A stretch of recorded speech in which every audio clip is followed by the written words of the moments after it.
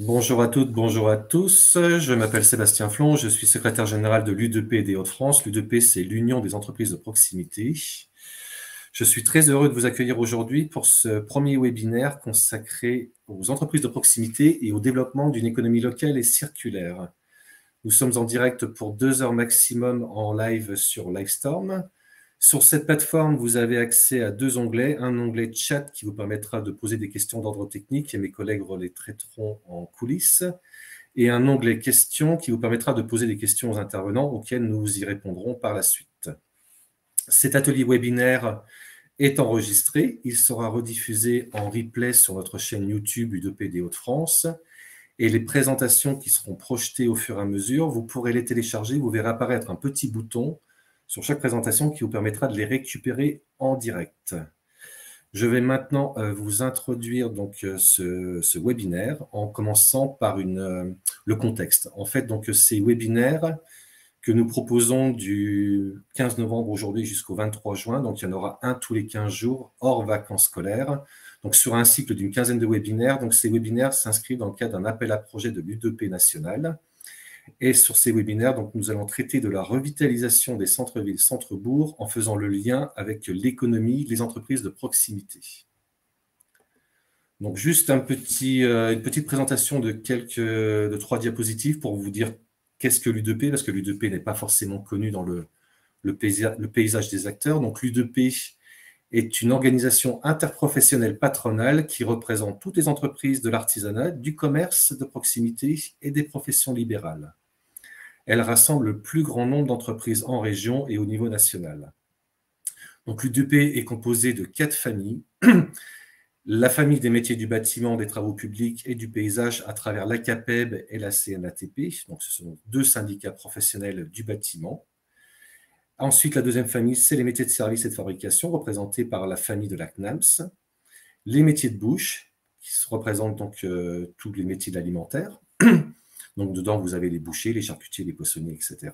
Et enfin, toutes les professions libérales à travers les métiers de santé, du droit et des techniques et du cadre de vie, donc représentés par la famille UNAPL.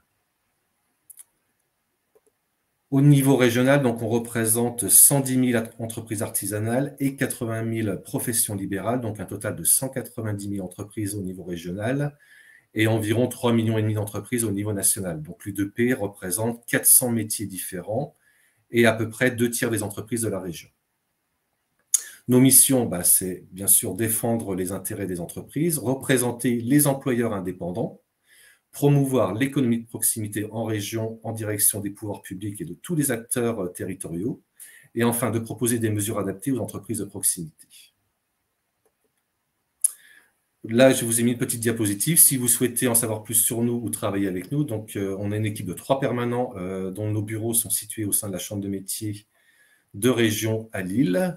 Et vous avez donc ici accès à quelques liens qui vous permettent de nous suivre, notamment sur les réseaux sociaux, à travers nos pages Facebook, LinkedIn et Twitter. Donc, au cours de ce webinaire consacré à l'économie de proximité et l'économie locale, donc, vous allez avoir donc 3 interventions principales. Une première de la part de François Confrère, coordinateur développement durable de la Chambre de métiers des Hauts-de-France, qui va vous parler donc des artisans, acteurs de la transition écologique, à travers l'offre de services de la Chambre de métiers et notamment les diagnostics performance environnement, diagnostics énergie, déchets et matières. Et enfin, il vous présentera les artisans réparateurs, les acteurs locaux de la réparation des objets. Enfin, nous aurons, dans la foulée, donc, nous aurons une intervention de Lucien Luton, consultant réemploi recyclage du CD2E.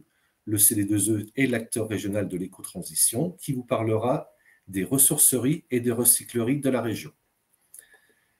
Dans la foulée, nous aurons une intervention d'Émilie Grenier, directrice de l'Anturium. L'Anturium est une ressourcerie-recyclerie située dans l'Oise. Donc, elle nous présentera la naissance et la vie de cette association qui permet de gérer ces objets qui peuvent être réparés dans son secteur.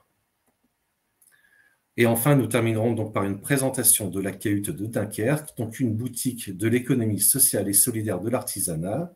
Donc Rudy Van Beveren vous présentera la naissance du projet, la construction du projet, et Amandine Reymann, donc animatrice à la CAHUT, vous parlera de la vie du projet.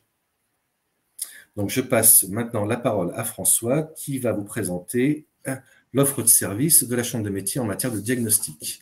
Diagnostic ô combien important aujourd'hui pour les artisans et toutes les TPE dans un contexte de matières premières et d'énergie assez cher pour les entreprises. C'est à toi, François. Bonjour Sébastien, bonjour à tous. Merci pour l'accueil sur ce webinaire. Alors, je n'ai pas encore la présentation sous la main. Voilà. Donc, effectivement, les artisans acteurs de la transition écologique, c'est le thème du jour. Avant ça, je vais un petit peu rappeler qui nous sommes et comment on agit pour emmener les artisans avec nous. Donc, actuellement, nous sommes une équipe de 10 personnes, 10 chargés de développement durable qui intervient sur toute la région Hauts-de-France. Je vous ai laissé ici les coordonnées de chacun, mais vous pouvez également passer par moi directement si vous avez des questions.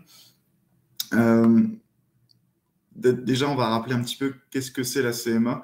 On a beaucoup d'acronymes, U2P, CD2E, CMA, on va essayer de cadrer un peu, mais globalement, donc, la Chambre de métiers de l'artisanat Hauts-de-France, c'est 110 000 entreprises au 1er janvier 2022, réparties en 4 grandes familles avec l'alimentation, l'artisanat de production, le bâtiment et les services. Sur la partie purement transition écologique, depuis avril 2021, là où l'équipe s'est majoritairement constituée, nous avons accompagné 800 entreprises sur la transition écologique et on continue de le faire à ce rythme. Les métiers qu'on a rencontrés, alors ce que je vous montre là, ce n'est pas les métiers de l'artisanat en général, ce n'est pas une représentation de l'artisanat, c'est une représentation des métiers qu'on a rencontrés dans l'équipe développement durable. Il y a un peu de tout, mais ça vous donne un peu une idée de quel type d'entreprise on peut voir. Il y a un gros pôle sur les boulangers-pâtissiers qui sont pas mal impactés par les questions de transition écologique. On a de la coiffure, les métiers d'art, de la réparation, des transports, le bâtiment, des imprimeries, des garages, des fleuristes. Je ne vais pas tous les citer, mais ça vous donne un peu une idée du type de métier qu'on peut rencontrer. Et également, une autre stat importante à avoir, c'est le nombre de salariés en général. C'est 80% des entreprises qu'on a diagnostiquées ont moins de 5 salariés. Donc là, c'est bien pour vous faire comprendre qu'il n'y a pas toutes les entreprises ont un rôle à jouer et tout le monde s'y met. Ce n'est pas parce qu'on est tout seul dans son entreprise qu'on ne peut pas agir pour la transition écologique.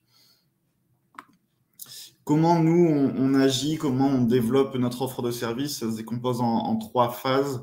La première phase, c'est vraiment l'aspect communication et sensibilisation. Le but, c'est de toucher un maximum de monde via différents canaux classiques, les réseaux sociaux, les sites internet, mais également, on a la chance d'avoir une 40aine d'antennes en Hauts-de-France.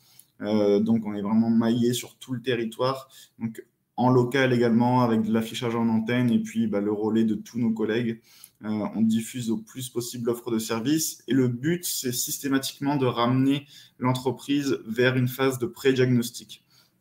Je vais vous la présenter en détail après, mais globalement, cette phase-là, le but, c'est d'identifier un besoin dans l'entreprise, quelqu'un qui viendrait nous voir sur des problématiques de l'énergie. Peut-être qu'en fait, en creusant, on va se rendre compte qu'il peut également avoir des sujets à travailler sur les déchets.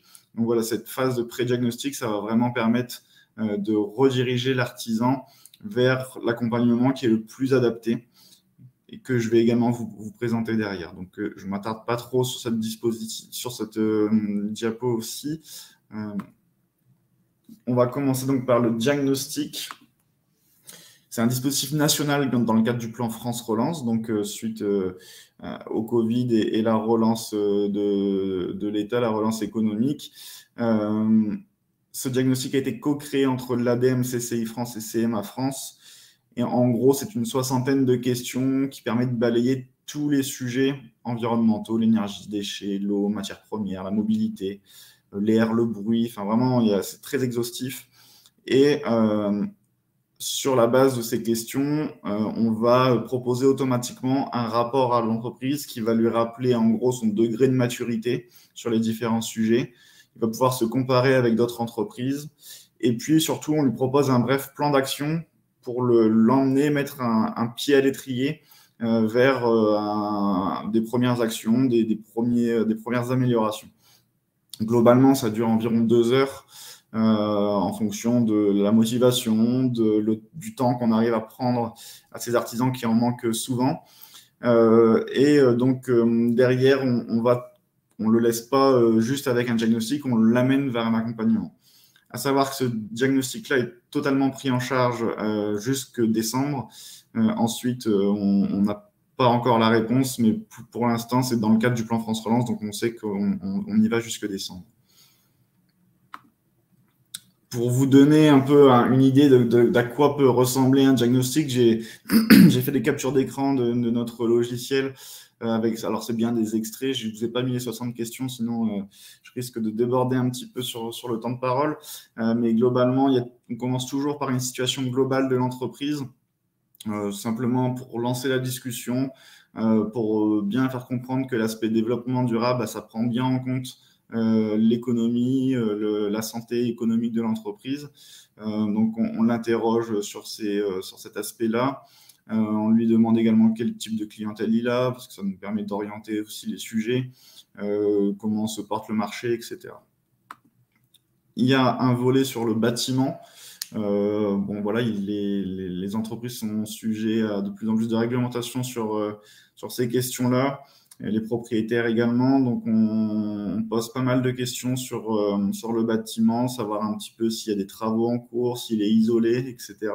Et ça nous permet d'identifier un peu les enjeux qu'il peut y avoir sur cette thématique. Ensuite, la question cruciale de l'énergie. Ça, c'est un gros sujet qui souvent passionne et d'autant plus actuellement, où on part dans des longues discussions. Mais voilà, globalement, on va demander un petit peu s'ils ont une idée de la facture annuelle, est-ce qu'ils font un suivi. Si déjà, ils ne savent pas répondre sur combien ils payent annuellement en énergie, ça permet d'estimer le degré de maturité qui sera assez faible. Voilà, derrière, on va lui demander s'il connaît ses principaux postes de consommation, tout ce genre de questions. Pareil pour les déchets, globalement, les questions sont toujours plus ou moins construites de la même façon, peu importe le sujet, mais globalement, on en revient toujours à cette question d'enjeu et de maturité. Et derrière, on lui remet donc un rapport qui est généré automatiquement, qui résume en fait toutes les questions qu'on a posées, les enjeux et la situation globale de l'entreprise et un plan d'action. Ce que je vous ai mis là sous les yeux, ce n'est pas le rapport en lui-même. Encore une fois, c'est un extrait du rapport, mais ça vous donne une idée de ce qui est remis automatiquement à l'entreprise à la fin. Une des actions qu'on peut lui proposer, ça peut être de se lancer dans un diagnostic des flux complets de son entreprise. Et c'est ce que je vais vous présenter avec TPE et PME gagnantes sur tous les coups. Donc, c'est un dispositif de l'ADEME. Et on va commencer par regarder une petite vidéo pour illustrer globalement, pour introduire tout ce que je vais vous raconter ensuite.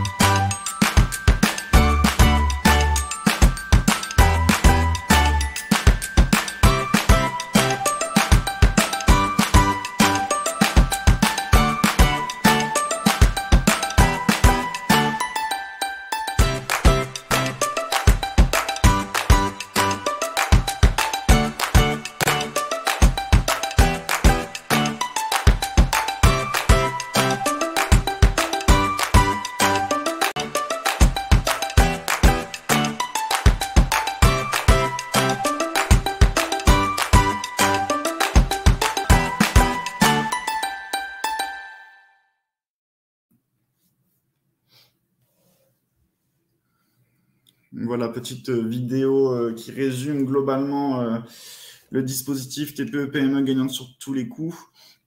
Je pourrais presque m'arrêter là et quitter le webinaire, mais je pense qu'il y a plein de... Ça va assez vite cette vidéo, donc on va revenir un petit peu sur ce qu'on vient de voir. Mais n'hésitez pas à utiliser l'onglet questions pour si vous avez des questions sur ce dispositif. Donc globalement, c'est une action nationale portée par l'ADEME depuis 2018. En Hauts-de-France, c'est plus de 100 entreprises qui ont été accompagnées. Et au niveau national, plus de 1000. Ça se partage entre les CMA, les CCI et les bureaux d'études privés. Donc nous, en tant que CMA et CCI, on agit sur les 0 à 19 salariés. L'objectif, je pense que ça ressort pas mal de la vidéo, c'est avant tout de faire des économies gagnées en rentabilité. On a une porte d'entrée ici qui est très économique et ça permet parfois d'intéresser des entreprises qui, de base, n'auraient pas forcément une grande appétence pour le développement durable. Là, en leur montrant l'intérêt de s'intéresser à ce sujet via les économies, on arrive à attirer plus de monde. Pardon. Donc, on va étudier 4 flux. Ce qu'on appelle des flux, c'est ce qui rentre et qui sort de l'entreprise. On a l'énergie, les déchets, les matières premières et l'eau. Et à travers ces 4 flux, on va trouver des économies. Donc, comme je l'ai dit, c'est bien les entreprises de 0 à 19 salariés. Et attention, on s'intéresse ici à toutes les entreprises hors bâtiment et transport. Alors, ce n'est pas une volonté de la Chambre de métier d'exclure le bâtiment et les transports. C'est parce qu'on est ici dans une logique de site. C'est-à-dire que c'est une entreprise à un endroit avec de la matière, des flux entrants, des flux sortants. Alors que, par exemple, dans le bâtiment, on est plus sur une logique de chantier. On se déplace, les transports, pareil. Et donc, ce dispositif n'est pas adapté pour ce type d'activité. J'ai cité ici quelques activités qui se prêtent bien à ce jeu. On a notamment les boulangers, les garages, les menuisiers, les imprimeries, les brasseurs, tout ce qui est traitement de surface. Enfin, voilà, c'est des métiers globalement où il y a de la grosse consommation d'énergie, enfin de la grosse consommation à l'échelle de la CMA, mais des métiers qui utilisent pas mal d'énergie, de déchets, de matières premières, etc. Vous l'aurez compris. Quelques précisions sur comment est-ce qu'on va réussir à détecter des économies. Ça commence toujours par une phase d'analyse des pratiques. Donc, on va sur place. On a une longue phase de discussion avec le chef d'entreprise pour identifier un petit peu ses défauts ou voir où est-ce que ça peut coincer. Et surtout, on a également une phase de visite de l'atelier, de l'atelier du laboratoire, où on est un petit peu Sherlock Holmes, en fait. On va devoir identifier ce qu'on appelle des pertes cachées. Par exemple, une fuite d'air comprimé. Bon, le chef d'entreprise pourrait dire c'est pas très grave, une fuite d'air comprimé, mais nous, on va l'aider à identifier que ça, c'est une perte cachée et que derrière l'air qui sort, c'est aussi de l'argent qu'il perd. Ça peut être une lumière qui reste allumée, ça peut être une machine qui est mal utilisée. Enfin bref, on va utiliser tout ça, on va analyser tout ça et également, on va analyser les factures de l'entreprise. Ça peut être les factures énergétiques, mais également les factures de déchets. Derrière, on rentre au bureau. On met tout ça un peu au clair. On va faire une analyse de l'existant, les points positifs, les points négatifs, flux par flux. Et dès qu'il y a un point négatif qui est identifié, alors on va proposer une action pour corriger ce point négatif. Il s'agit là d'actions de niveau 1. Je dis souvent qu'on ne va pas leur proposer d'installer une éolienne dans le jardin. C'est vraiment d'identifier des mauvaises habitudes et de supprimer ces mauvaises habitudes. Derrière, c'est bien le chef d'entreprise qui valide et qui met en place ces actions. Et encore une fois, là, on n'est pas sur des gros investissements, mais plus sur corriger des mauvaises habitudes du quotidien. En revanche, c'est le chef d'entreprise qui met en place ces actions, mais nous, on va l'aider pendant 1 an à suivre et à remettre le dossier en haut de la pile pour pas qu'il oublie de traiter ces sujets-là. En général, les artisans sont d'abord dans leur priorité qui est de produire, de s'occuper de la vie de leur entreprise. Et nous, on essaye de relancer un petit peu ces sujets au quotidien. Combien coûte cet accompagnement ? Alors, il y a une logique qu'il faut bien comprendre, c'est que l'accompagnement ne coûte que s'il rapporte. C'est-à-dire que l'entreprise va payer un forfait de 250 € à condition qu'on ait identifié 500 € d'économie prévisionnelle. C'est-à-dire que si je vais demain chez une coiffeuse, par exemple, que je trouve 400 € d'économie, alors elle ne me paye rien.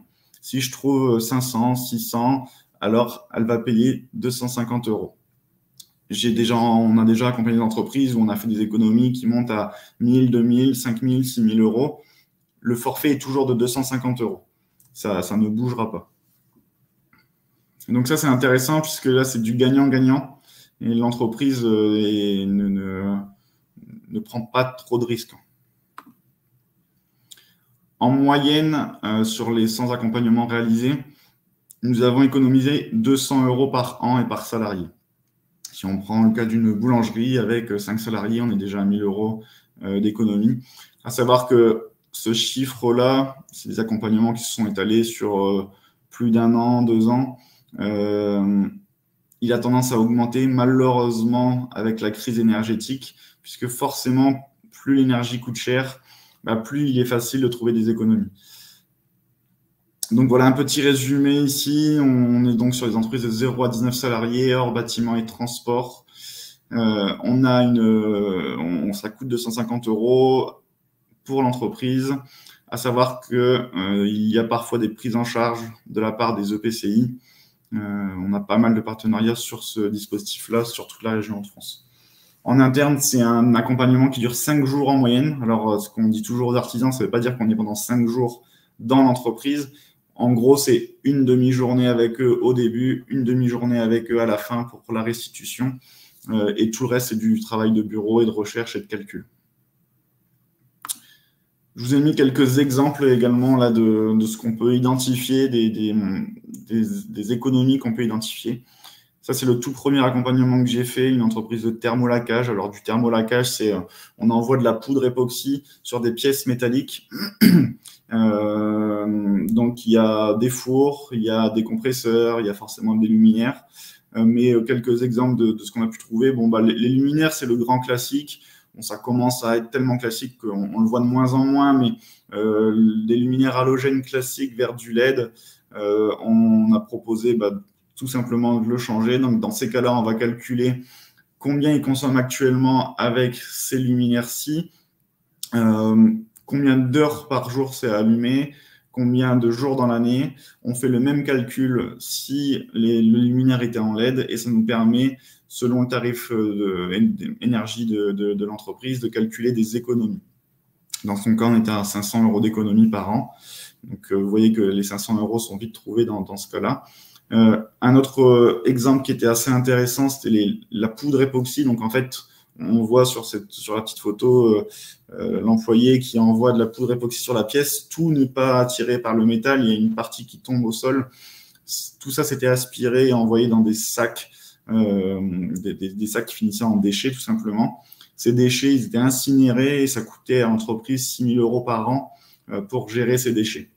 Nous, on a trouvé une autre filière de valorisation qui, au lieu de jeter, brûler les déchets, c'était réutilisé pour faire en fait de la peinture pour les poubelles ou les boîtes aux lettres. C'était un mélange un peu gris-noir. Donc, ça avait un sens écologique et ça avait également un sens économique puisqu'il a fait 1 600 € d'économie par an. Et un sujet un petit peu moins écologie, mais on a identifié qu'il pouvait être exonéré de la CSPE, donc c'est une taxe sur l'électricité. Et donc là, on l'a aidé à identifier et lui a présenté la démarche à faire pour bénéficier de cette exonération aussi, qui représentait quand même 2 500 € d'économie par an. Un autre exemple qui va peut-être parler à plus de monde, c'est notre garage. On a tous déjà vu un garage. Là, par exemple, il avait une grosse benne à l'arrière de son garage avec des cartons. Quand on lui demande si les cartons sont bien compressés, il nous répond que oui. Quand on demande aux employés s'ils font bien attention à compresser les cartons, ils nous répondent que oui. Puis, en fait, quand on analyse la facture, on voit le poids de cartons repris avec, du coup, on peut calculer la densité qui est reprise dans cette benne. Et on identifie que globalement, il pourrait mieux gérer ces cartons, mieux les compresser, faire un peu plus attention, et que plus on met de cartons, plus on va réduire les transports, et chaque transport est payant. Et donc là, en l'occurrence, on pouvait réduire de 2 transports par an, et ça faisait une économie de 220 € par an. C'est des choses qu'on ne pense pas forcément, alors que c'est tout bête, mais voilà, en améliorant ces pratiques quotidiennes, on trouve des petites économies. Également sur sa facture, donc on a la capture d'écran ici en bas. Donc la puissance souscrite était de 80 kVA, alors que le maximum qu'il allait atteindre était aux alentours de 60. Donc là, on pouvait également réduire sa consommation, sa puissance souscrite, et là aussi réaliser des économies à hauteur de 280 € par an. Et puis également la récupération d'eau de pluie, puisque c'était un garage qui, à l'entrée et à la sortie du véhicule, réalisait un nettoyage. Donc ça consommait pas mal d'eau.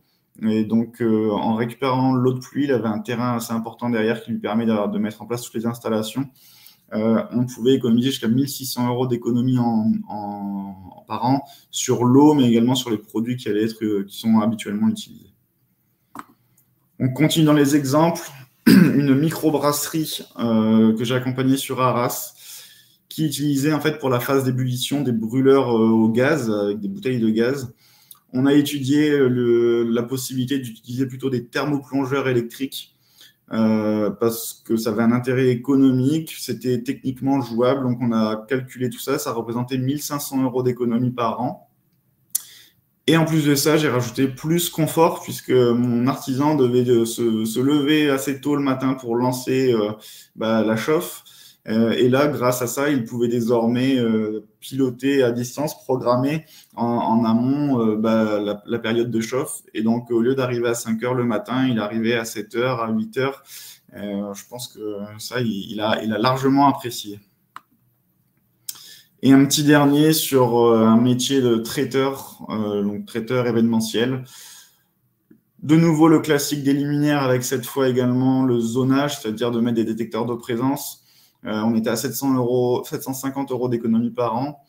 Tout ce qui concerne également les plateaux repas, c'est une entreprise qui faisait beaucoup de plateaux repas pour des événements d'entreprise, des choses comme ça. Donc des plateaux repas jetables en plastique.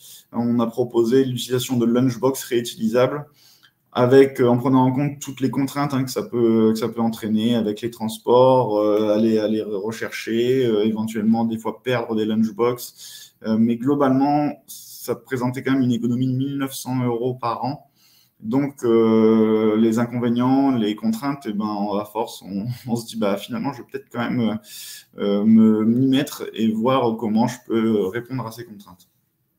Et là aussi, de la récupération d'eau de pluie pour laver les sols, il y avait des consommations assez importantes et ça représentait une économie de 1 500 € par an. Je ne sais pas si on fait déjà une première phase de questions, peut-être éventuellement, Sébastien. Je ne sais pas s'il y a des questions qui sont apparues sur ce dispositif-là. Alors, pas beaucoup de questions. Une seule question d'Émilie qui demande est-ce que c'est possible de bénéficier de ce diagnostic pour des structures associatives ? Alors, non, le dispositif ne prévoit pas des structures associatives, malheureusement. Et là, comme ça, je ne saurais pas vous donner de solution pour répondre à votre demande. Bon, il faut savoir que dans ces temps où l'énergie devient de plus en plus chère, toute économie réalisée sur tous les postes que tu viens de présenter est bénéfique au maintien des entreprises sur les territoires, puisqu'il en va de la pérennité des entreprises aujourd'hui avec le coût de l'énergie. Oui, tout à fait. C'est que toutes les entreprises qu'on a déjà accompagnées là depuis plusieurs années, aujourd'hui, elles nous remercient parce que elles subissent moins la crise énergétique actuelle.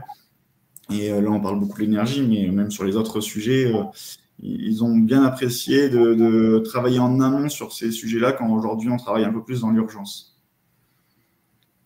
Écoute, Pardon ? Je te propose de passer aux artisans réparateurs, si tu veux bien. Ce que j'allais dire, s'il n'y a pas d'autres questions, on va passer aux réparateurs, qui est un autre sujet bien différent, mais tout aussi intéressant. Donc, les réparateurs, on est là aussi sur un dispositif de l'ADEME. À la base, c'est quand même une action qui a été créée par la Chambre de métier et de l'artisanat en Pays de la Loire puis développé sur tout le territoire national.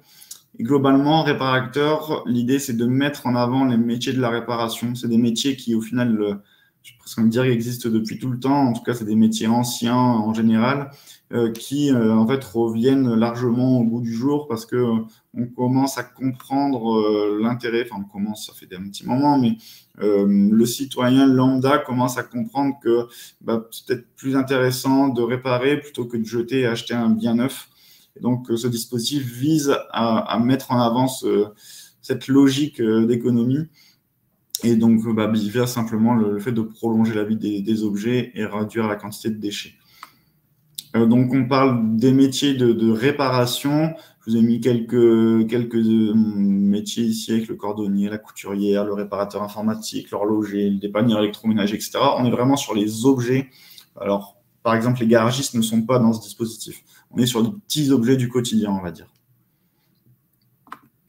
Donc, comment ça marche? Il y a un site national qui s'appelle annuaire-réparation.fr. Sur ce site, vous pouvez aller simplement indiquer ce que vous souhaitez réparer et votre ville, votre village, vous allez indiquer ce que vous souhaitez réparer, lancer la recherche et automatiquement, qu'on soit réparateur ou non, on apparaît sur cet annuaire de la réparation en fonction de son code d'activité. Donc, dans votre ville, vous allez pouvoir identifier les artisans en mesure de réparer votre téléphone, votre machine à laver, etc. Automatiquement. Et si on est réparateur, si en plus de ça, on est labellisé réparateur, alors on apparaît tout en haut de la liste automatiquement avec un petit logo, le petit R que vous voyez en bas à droite. Et on peut également cliquer sur votre fiche et avoir une présentation détaillée de votre entreprise avec peut-être vos spécialités, vos horaires d'ouverture, le petit logo, une petite photo qui va bien. Et ça permet de vous mettre en avant sur votre territoire. Donc, l'artisan va bien, donc, comme je l'explique, pouvoir être identifié sur l'annuaire de la réparation. Pardon. Ça permet de valoriser l'image de sa profession puisqu'on va lui mettre à disposition des supports de communication. Tout ça, c'est associé à une marque nationale. Il y a eu une communication au journal de TF1, le 20h, par exemple. On a eu également une campagne de communication sur Le Bon Coin. Enfin bref, c'est une marque qui est de plus en plus connue, identifiée. Donc, nous, on lui remet des flyers, de la vitrophanie, des affiches, des supports de communication pour les réseaux sociaux également. Et tout ça, ça lui permet de se mettre en avant et de dépoussiérer un petit peu les métiers de la réparation. Pour le territoire, ça permet au territoire de devenir un acteur de la réduction des déchets, de s'engager dans cette thématique-là, de réduire son flux en déchetterie et de soutenir des emplois locaux, les entreprises de son territoire. Pour l'artisan, c'est assez simple de devenir réparateur. Il s'engage via une charte d'engagement à encourager sa clientèle à réparer avant d'acheter un bien neuf. On vérifie sa gestion environnementale, notamment dans les métiers de la réparation, les déchets, savoir s'il respecte bien les différentes filières. On lui demande de proposer des offres promotionnelles lors de la semaine de la réparation, et puis bien sûr d'utiliser les outils de com qu'on lui aura donnés. Donc ça, c'est une prise en charge totale, c'est-à-dire qu'il n'y a pas de coût pour l'entreprise. Donc c'est aussi ça qu'ils aiment, que ce soit des entreprises bien installées ou des nouvelles entreprises, des jeunes qui se lancent dans la réparation. Ça leur permet de tout de suite être identifiés et c'est très apprécié de la part des entreprises de la réparation. J'en ai terminé pour ma présentation. Je vous ai remis toutes nos petites têtes avec les numéros de téléphone. On a une adresse mail générique également, développement-durable@cma-hautefrance.fr. Donc une belle équipe soudée qui est sur tout le territoire et qui répondra aux demandes des artisans avec plaisir. Et moi, je répondrai avec plaisir à vos questions si vous en avez. Donc pour le moment, il n'y a pas de questions posées par les participants, mais moi je vais en poser quelques-unes si tu veux bien, François. Sur l'annuaire des réparateurs, comment et par qui sont référencées du coup les entreprises au niveau régional ou national et combien il y a d'entreprises référencées dans cet annuaire au niveau régional et national? Alors j'ai les chiffres au niveau régional, au niveau national, je ne les ai plus en tête. Au niveau régional, ça représente environ 5000 entreprises sur l'ensemble de la région Hauts-de-France. Ça ne veut pas dire que les 5000 sont labellisés réparateurs. Attention, c'est bien 5000 entreprises de la réparation avec un code d'activité de la réparation. Et ensuite, nous, le but, c'est parmi ces 5000-là, ce vivier-là, d'aller en labelliser le plus possible pour qu'ils puissent être mis en avant. Combien sont labellisés en pourcentage? Aujourd'hui, on est en pourcentage, c'est assez faible, on est à, je dirais, environ 5%. Donc, il y a encore du travail, mais 5%, ça représente quand même déjà un bon petit chiffre, mais c'est beaucoup d'entreprises à aller voir. Mais le but, effectivement, c'est de chaque année en voir de plus en plus et de les garder dans... Ah, on a une petite coupure On a une petite coupure, un petit saut, donc François nous a quittés, il va certainement revenir. En attendant, je vais faire la transition si vous permettez. Donc, ces diagnostics réalisés par la Chambre des métiers sur référencement et stabilisation des entreprises de la réparation permet aux collectivités d'avoir des solutions qui permettent de répondre aux questionnements des entreprises et des artisans sur le terrain, notamment en centre-ville, centre-bourg. Les artisans ne sont pas toujours forcément au courant des dispositifs dont ils peuvent bénéficier. Nous, on s'en rend compte quand on va les voir sur le terrain. Et peut-être que les collectivités ne sont pas forcément non plus au courant des dispositifs dont peuvent bénéficier les entreprises. Donc, c'est pour ça aujourd'hui, pour que vous ayez les éléments de manière à répondre aux entreprises. Ah, François, tu es revenu. Ouais, désolé, j'ai été coupé. Je suis remonté sur scène. Pas de souci, j'ai fait la transition. Ces entreprises qui sont référencées et labellisées, du coup, tu as une idée de ce que ça leur a permis? Est-ce que ça leur apporte quelque chose en plus? Une meilleure communication pour elles, de se faire mieux connaître auprès des collectivités, des habitants et du coup d'augmenter leur chiffre d'affaires potentiellement? C'est ça en fait, c'est au-delà de la com, c'est de montrer un gage de sérieux, voilà, pouvoir montrer que la CMA est venue les voir, vérifier leurs conditions, enfin leurs compétences, leur gestion des déchets, leur a posé le petit logo réparateur. Alors, on n'a pas de chiffres sur à quel point ça a fait grandir leur clientèle, etc. Pour l'instant, c'est trop frais pour avoir des chiffres assez globaux et assez de recul pour voir est-ce que ça a pu développer leur activité ou pas. Mais en tout cas, ce qu'apprécie l'artisan, c'est l'aspect communication et de pouvoir montrer son sérieux, en fait.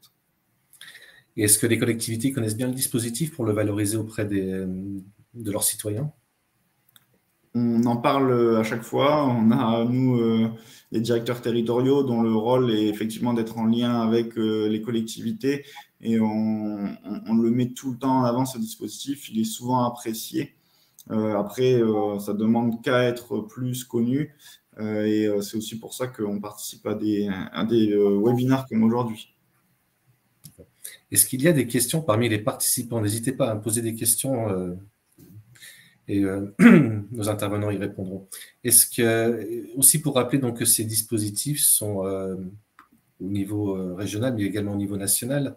Donc, comme il y a quelques participants qui sont dans d'autres régions, dans les autres régions, les territoires peuvent également bénéficier, les entreprises bénéficier de ces dispositifs dans les autres régions. Oui, tout à fait. Bon, comme on n'a pas d'autres questions, je propose du coup qu'on passe à la présentation suivante. La présentation suivante, ça va permettre de faire le lien avec les artisans réparateurs, hein, c'est complémentaire. Hein, Lucien va vous présenter les ressourceries, recycleries en région. Et puis du coup, Émilie complétera par la présentation de l'Anturium dans le département de l'Oise. C'est à toi, Lucien.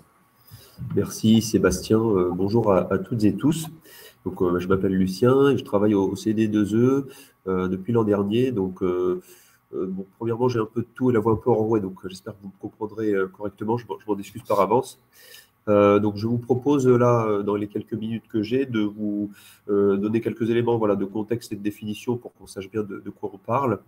Après, en effet, je me ferai le porte-voix du réseau national des recycleries et ressourceries, donc en vous présentant de quoi il retourne, et puis avec un petit focus sur l'antenne régionale. Et puis après, je vous parlerai aussi un petit peu plus en détail de ce qu'on fait nous au CD2E. Et donc, simplement pour se débarrasser de la définition de l'acronyme, puisqu'on l'a fait, François l'a fait précédemment. Donc, c'est Centre de déploiement de l'éco-transition dans les entreprises et les territoires. Donc, on a le statut associatif et on accompagne donc les collectivités et les entreprises autour de leur transition écologique. Voilà, donc pour commencer, donc le réemploi, donc on parle de réemploi hein, quand on utilise évidemment un objet pour lui donner une seconde vie, donc un objet qui a déjà servi. Le terme réutilisation est un petit peu différent puisqu'il désigne un réemploi quand l'usage dans la seconde vie diffère de l'usage de la première vie. Et donc, moi, je vais vous parler un peu plus spécifiquement du réemploi autour du bâtiment, que je connais un petit peu mieux. Donc, simplement pour cerner les 3 principaux enjeux qu'il y a autour de ces pratiques. Donc, le réemploi, la première des étapes pour un réemploi réussi, ça va être un démontage sélectif à la source. Donc, là, il y a aussi les métiers sont en plein remaniement et puis il y a évidemment beaucoup à prendre puisque avant on était dans une logique de démolition totale en fait ou de dépose sans forcément beaucoup de soins.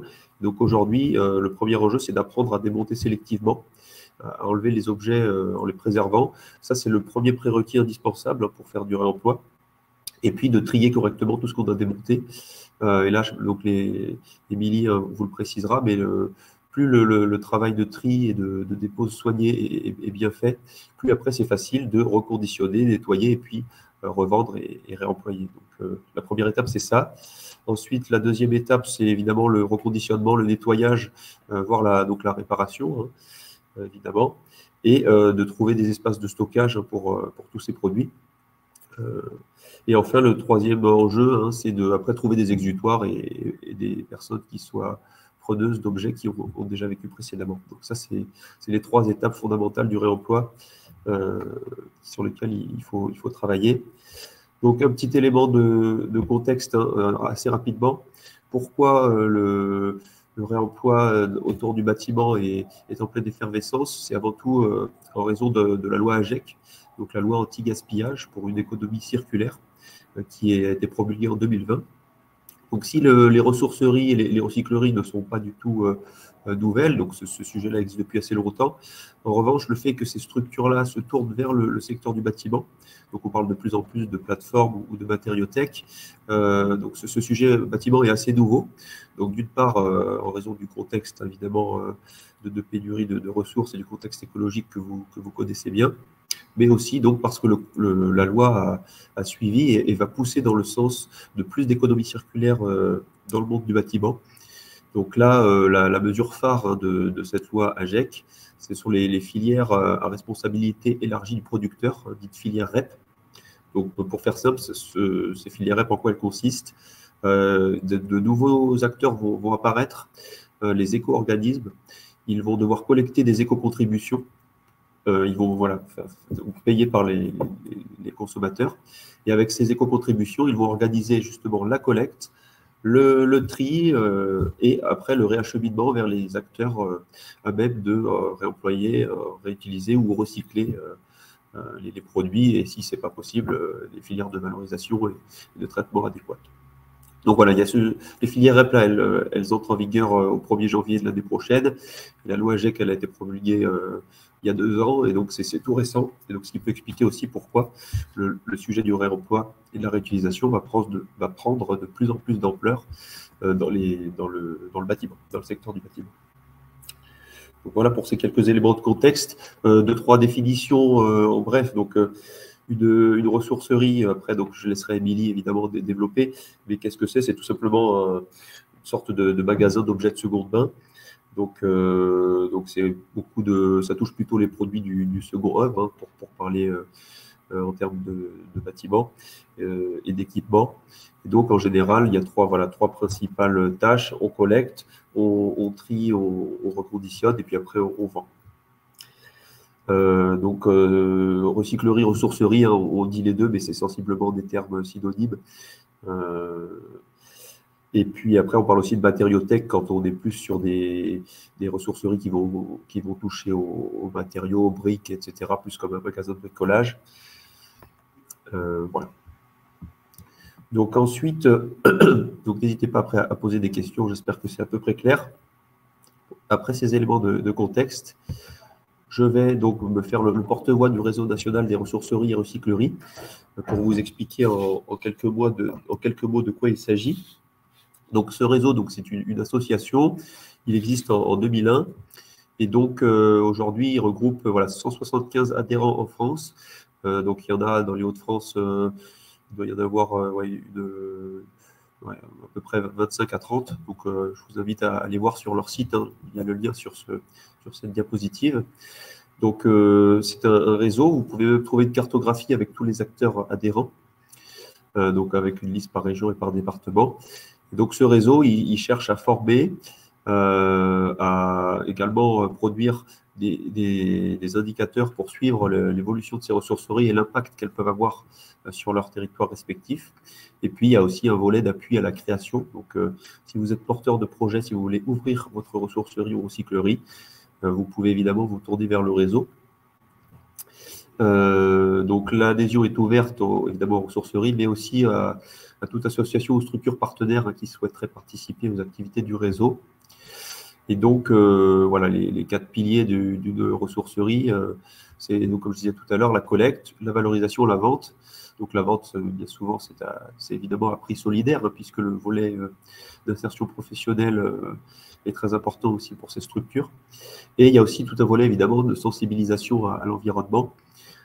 Si on prend par exemple la ressourcerie Récup'Tri à Liévin que j'ai visité il n'y a pas très longtemps, vous avez donc l'espace magasin, mais aussi un espace dédié à l'accueil du public et notamment du jeune public avec voilà, des maquettes, des cartes, des présentations visuelles sur ce qu'est un déchet, le temps qu'il faut pour qu'il se décompose, etc., etc. Donc voilà, en 3 mots, la charte des ressourceries de ce réseau. Donc c'est évidemment agir pour l'environnement, puisque on va entrer dans une démarche d'économie circulaire. On va rechercher la valorisation du gisement des déchets issus des ménages, des collectivités, mais aussi des industries, en prenant avant tout le réemploi. On communique sur son action environnementale aussi.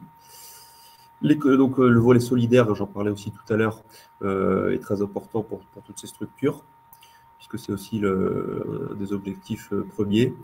Les emplois, il faut noter que les emplois évidemment générés sont locaux et non délocalisables, puisqu'on travaille, contrairement avec les filières du neuf où on va parfois chercher assez loin, là on va forcément travailler avec les matières qui sont les flux de déchets ou de produits usagés qui émanent du territoire. Donc il y a la création d'emplois non délocalisables qui est très importante. Et puis, on coopère évidemment dans la transparence. Quand on fait partie du réseau aussi, on partage ses savoirs et ses savoir-faire. Voilà, on contribue au développement de relations commerciales qui soient équitables entre toutes les parties. Voilà, il y a vraiment un souci de transparence. Et donc, voilà, pour le réseau, donc pour vous donner un peu un aperçu de tout ce que peut proposer le réseau, donc j'ai déjà abordé certaines choses, mais là, vous en avez un petit résumé. Donc, vous pouvez, donc ça, c'est très important, c'est l'accompagnement des porteurs de projets. Donc, en général, ça commence comme ça. Vous pouvez remplir ou pré-remplir un formulaire en ligne, vous l'envoyez au réseau, et après, on va vous proposer un premier entretien téléphonique pour voilà, vous connaître et cerner vos besoins avant d'amorcer des fois un accompagnement donc plus approfondi avec une aide à étude de faisabilité, voire une étude de faisabilité, du conseil, voilà, l'appui à recherche de financement, etc., etc. Donc ça, c'est un volet primordial, l'accompagnement à la création. Le réseau est aussi organisme de formation, donc là, je vous invite à aller voir le catalogue en ligne. Voilà, le réseau évidemment soutient ces structures adhérentes. L'observatoire, j'en ai un peu parlé tout à l'heure. Donc vous avez accès à toutes les données des ressourceries nationales et aussi évidemment région par région, avec les flux de déchets traités, les reventes, etc. Favoriser le partage, développer aussi des partenariats avec d'autres organismes nationaux. Je parlais tout à l'heure des éco-organismes, donc ces structures qui vont devoir collecter les éco-contributions pour après faire fructifier des collectes et puis des redistributions adéquates. Donc il y a des ressourceries, forcément les ressourceries ont intérêt à se mettre en lien avec eux pour trouver de la matière. Donc, le réseau peut vous aider à cela. Le réseau aussi peut vous mettre en lien avec des grandes enseignes, par exemple, ce qui vous aidera aussi à trouver de la matière première. Et puis, il y a aussi cet aspect de plaidoyer. Voilà.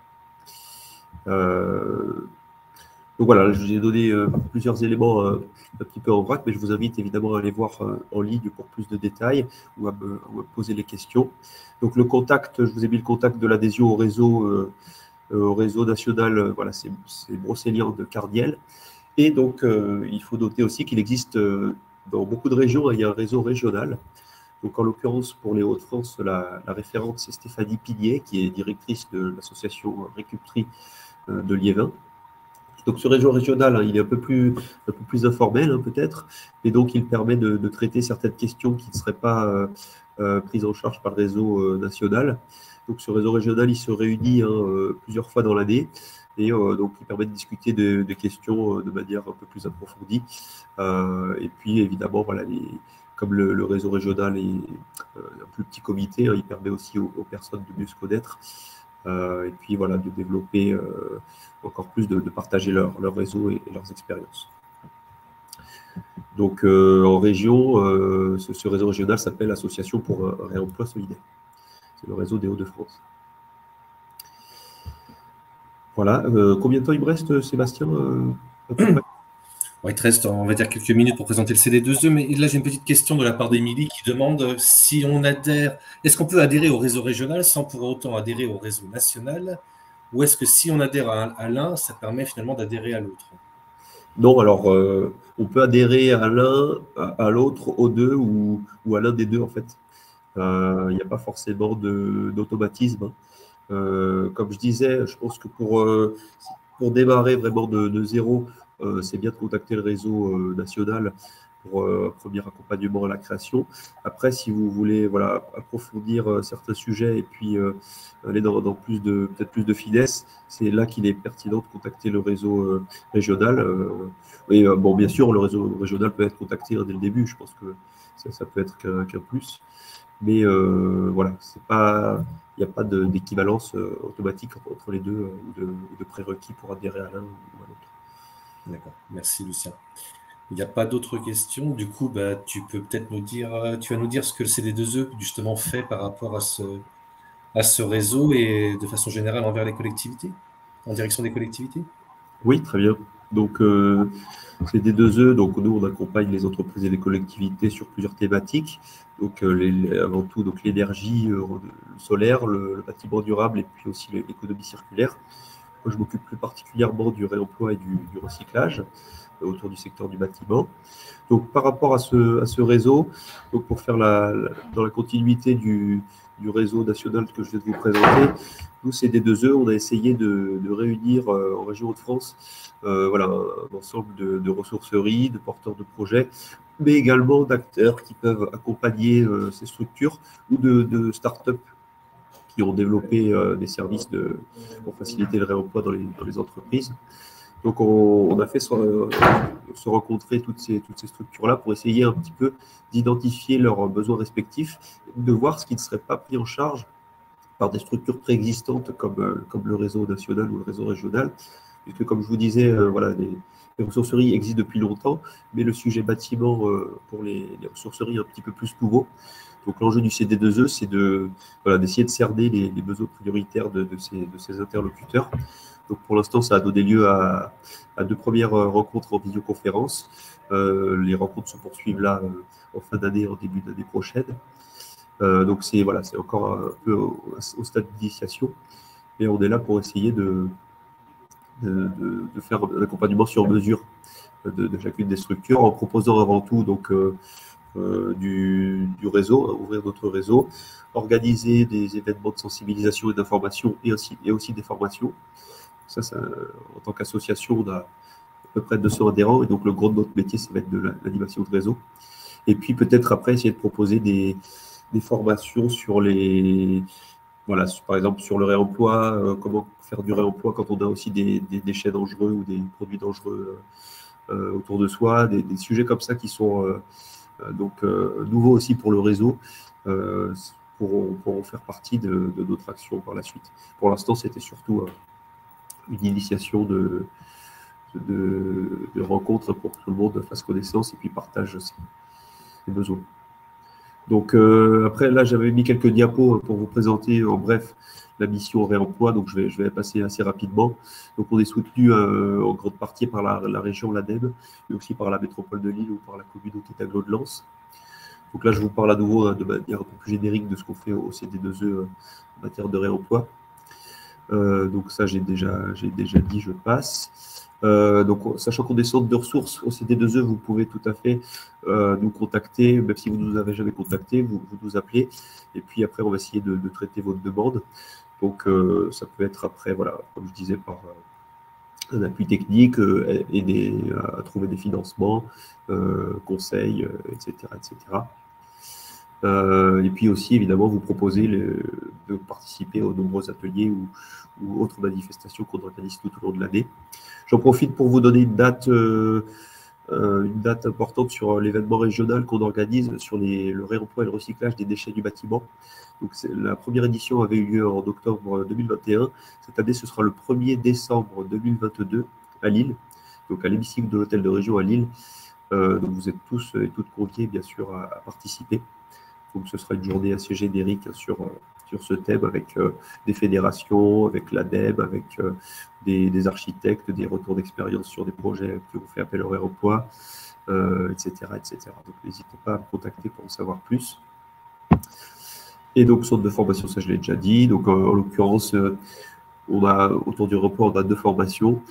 Donc, une théorique qui s'appuie sur des études de cas et qui est destinée aux maîtres d'ouvrage et maîtres d'œuvre ou architectes qui voudraient intégrer le réemploi dans un projet constructif. Donc, quelle est la démarche et la méthode. Donc, là, c'est en 2 jours. Et puis, on est en train de monter une formation certifiante pour devenir apte pour donner la certification pour que les personnes formées soient en mesure de réaliser un diagnostic produit, équipement, matériaux, déchets, qui devient obligatoire dans le cadre de la loi AGEC pour toute réhabilitation significative. Donc ça, c'est un peu plus spécifique, mais c'est vraiment certifiant. Si ça vous intéresse, n'hésitez pas à venir vers moi. Et puis voilà, après, donc on accompagne les professionnels aussi avec par exemple, des études de faisabilité. Donc cette année, on a accompagné l'association Regret ACI et Sport Avenir, donc qui souhaitait justement créer une ressourcerie. Donc c'est une association qui travaille déjà sur d'autres thématiques, les espaces verts, le biodétoyage, etc. Ils souhaitaient ouvrir une activité réemploi. Donc, on leur a donné des clés, on a fait des entretiens pour qu'ils aient toutes les cartes en main avant de démarrer leur projet.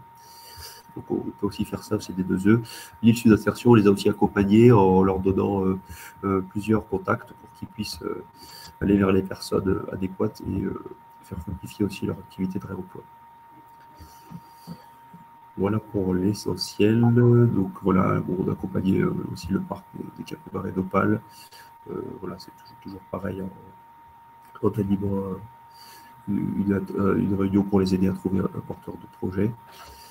Voilà, et j'anime aussi cette année une dynamique de club réemploi recyclage avec la métropole de Lille.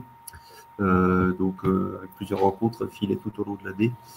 Donc si vous êtes sur ce secteur-là et que vous souhaitez en savoir plus, n'hésitez pas à dire vers moi. Voilà. Merci. Voilà, je vais en terminer. Voici mon contact. Merci pour votre attention et je suis à l'écoute pour d'éventuelles questions. Donc, il n'y a pas de questions de la part des participants. Lucien, ce que je propose par rapport au timing, c'est qu'on passe maintenant à la présentation d'Émilie Grenier, donc directrice de l'Anturium, qui va nous présenter du coup la ressourcerie, ressourcerie, qu'elle pilote, qu'elle dirige. Bonjour Émilie. Bonjour à tous. Donc oui, effectivement, moi je suis la directrice et ancienne présidente d'ailleurs de l'association L'Anturium. Donc je vous présente l'Anturium. Qu'est-ce que l'Anturium? Donc en fait, l'Anturium a été créé en 2020 à mon initiative. J'habitais donc l'agglomération de Compiègne. Et sur le territoire du Compiègnois, il y a déjà une recyclerie qui se situe à Marny-les-Compiègnes, dont je pouvais bénéficier. Et étant issue de la communauté de communes des Lisières de l'Oise, native de là-bas et en milieu rural, je me suis dit, il faut ce dispositif de proximité sur ce territoire. Donc, j'en ai parlé à plusieurs personnes autour de moi et on a décidé donc de créer l'association. Pourquoi on l'a appelée l'anthurium? Parce que c'est une plante dépolluante qui nous a bien inspiré du coup pour trouver le nom.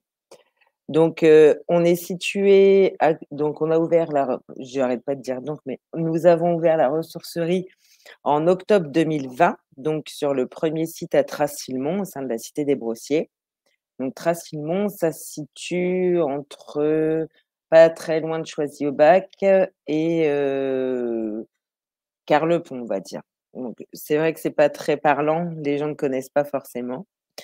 Et ensuite, nous avons ouvert le chantier d'insertion donc en 2021 et nous avons été accueillis au sein du tiers-lieu de l'Ermitage à Autrèche, donc qui est à une dizaine de kilomètres du premier site. Donc on navigue entre les deux lieux. À Trassilmont, on a tout ce qui est atelier vélo, électroménager et la boutique, la zone d'apport. Et à Autrèche, on a les bureaux et la salle de restauration et l'atelier bois.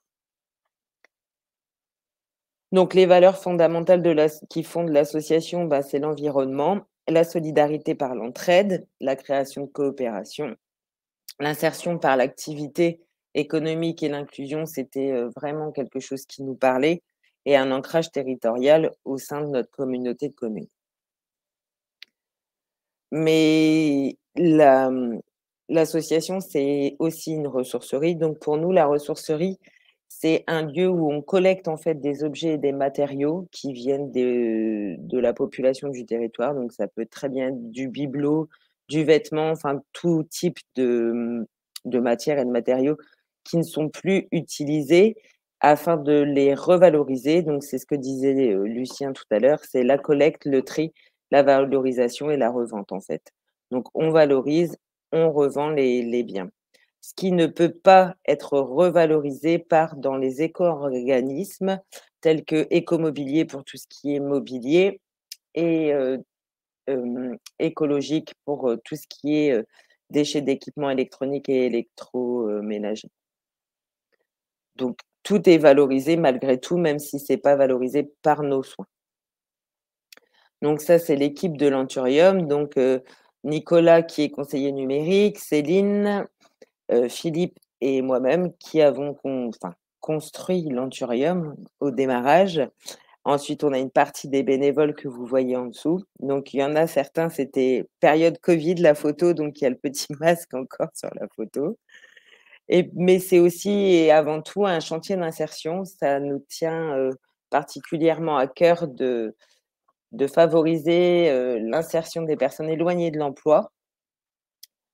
Je vais vous en présenter. Donc, en fait, l'atelier chantier d'insertion, globalement, beaucoup de recycleries ou de ressourceries sont aussi ateliers chantier d'insertion. Ça permet de créer une fonction support pour favoriser le retour à l'emploi, pardon.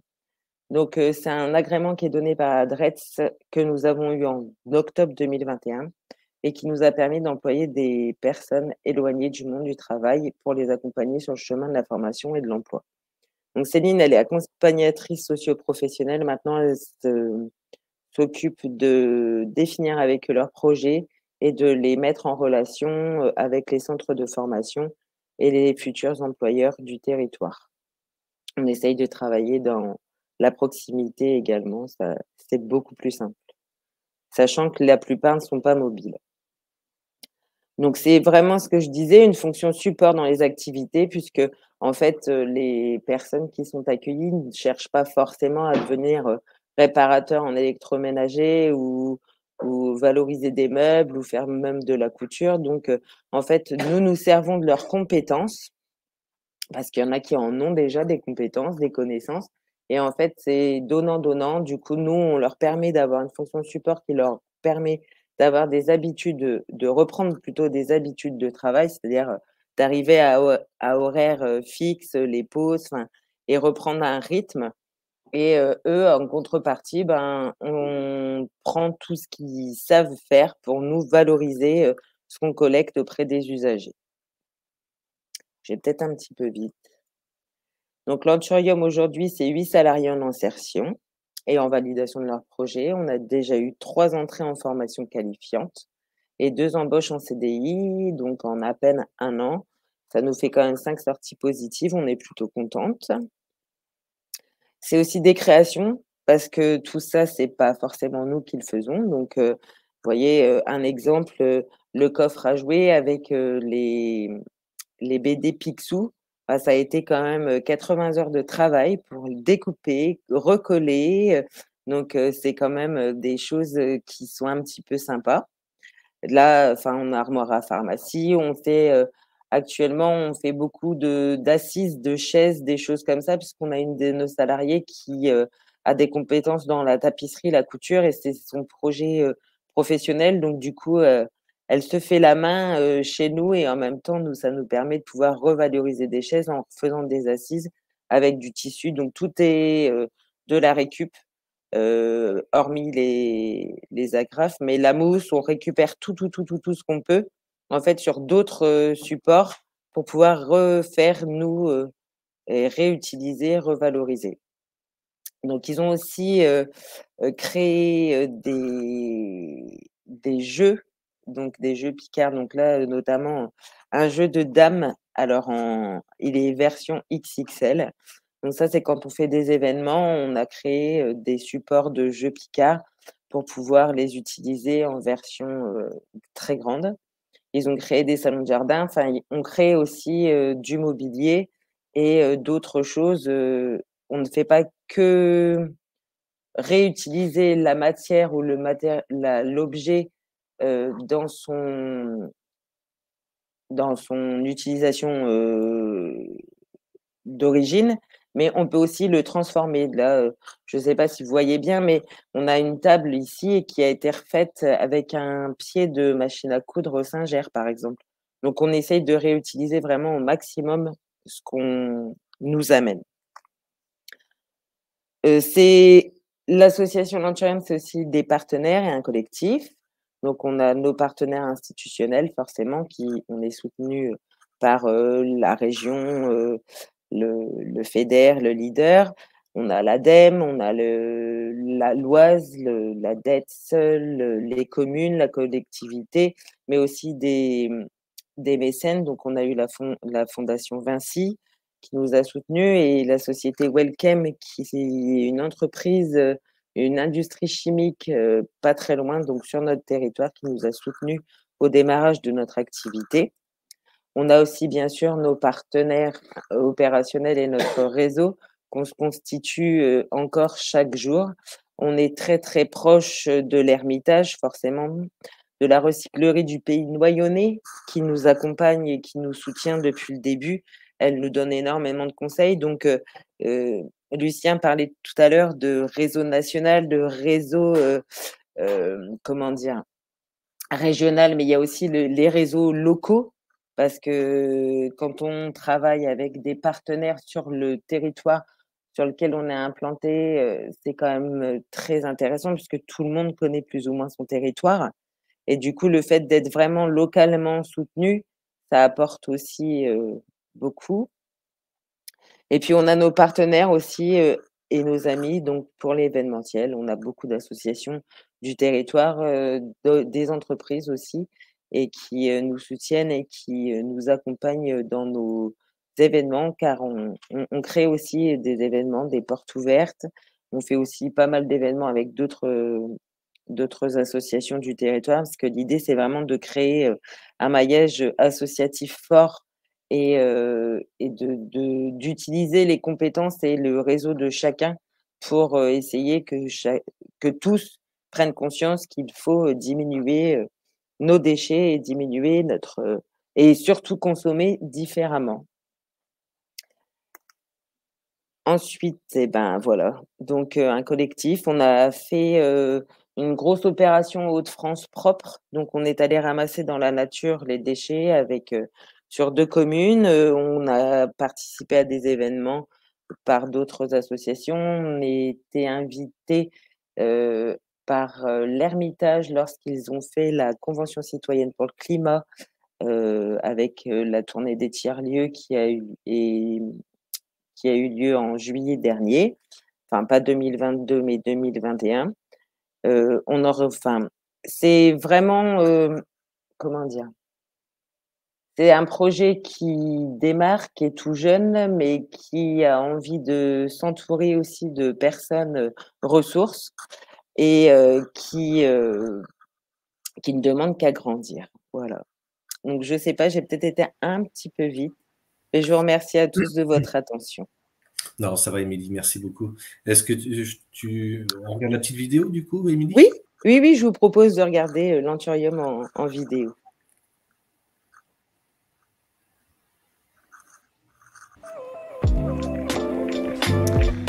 L'Anthurium est une ressourcerie qui participe à la limitation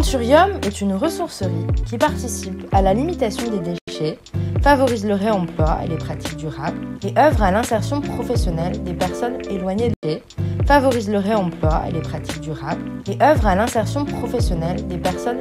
de l'emploi. C'est un bâtiment à Tracilmont avec des ateliers, une boutique et une zone dédiée aux apports volontaires d'objets de la population. C'est aussi une résidence à l'Ermitage avec un atelier bois et une cabine d'aérogommage. C'est depuis octobre 2021 un atelier et chantier d'insertion qui emploie des personnes du territoire en difficulté professionnelle pour les aider à retrouver une activité. C'est un lieu dans lequel on répare, on redécore, on transforme et on construit avec du matériel de récupération.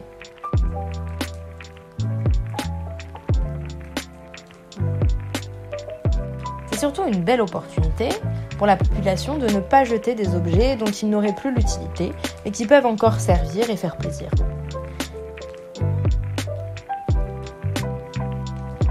Et c'est aussi, et surtout, un groupe d'amis qui a réussi à monter ce projet en quelques mois seulement et qui a été rejoint par plusieurs bénévoles et beaucoup de soutien au fil du temps. Et aujourd'hui, nous avons besoin de vous pour continuer de développer nos activités. Rejoignez-nous donc maintenant en participant à notre campagne de financement participatif jusqu'au 31 mai. On compte sur vous.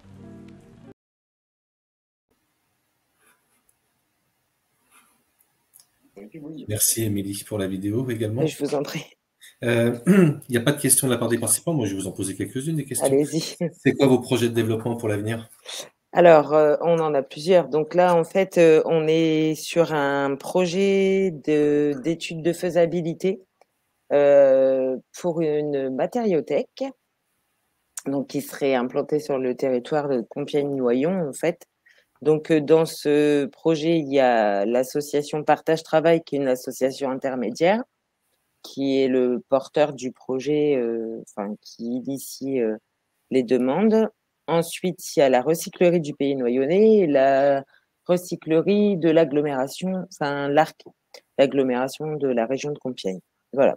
Donc, en fait, nous, on serait plutôt les recycleries, les opérateurs, on serait dans l'opérationnel, en fait. Et effectivement, c'est des sujets qui nous tiennent à cœur puisque les matériaux, on le sait, peuvent être réutilisés, réemployés et qu'il y en a beaucoup, malheureusement, qui finissent dans la nature puisque des artisans ou même des entreprises n'ont pas de solution pour éliminer leurs déchets ou alors les remettre en déchetterie, mais ça a un coût pour l'entreprise. Donc, l'idée, c'est de construire une structure qui permettent aux entreprises de pouvoir se décharger de leurs matériaux, mais aussi permettre à la population de pouvoir rénover son logement à moindre coût avec des matériaux récupérés.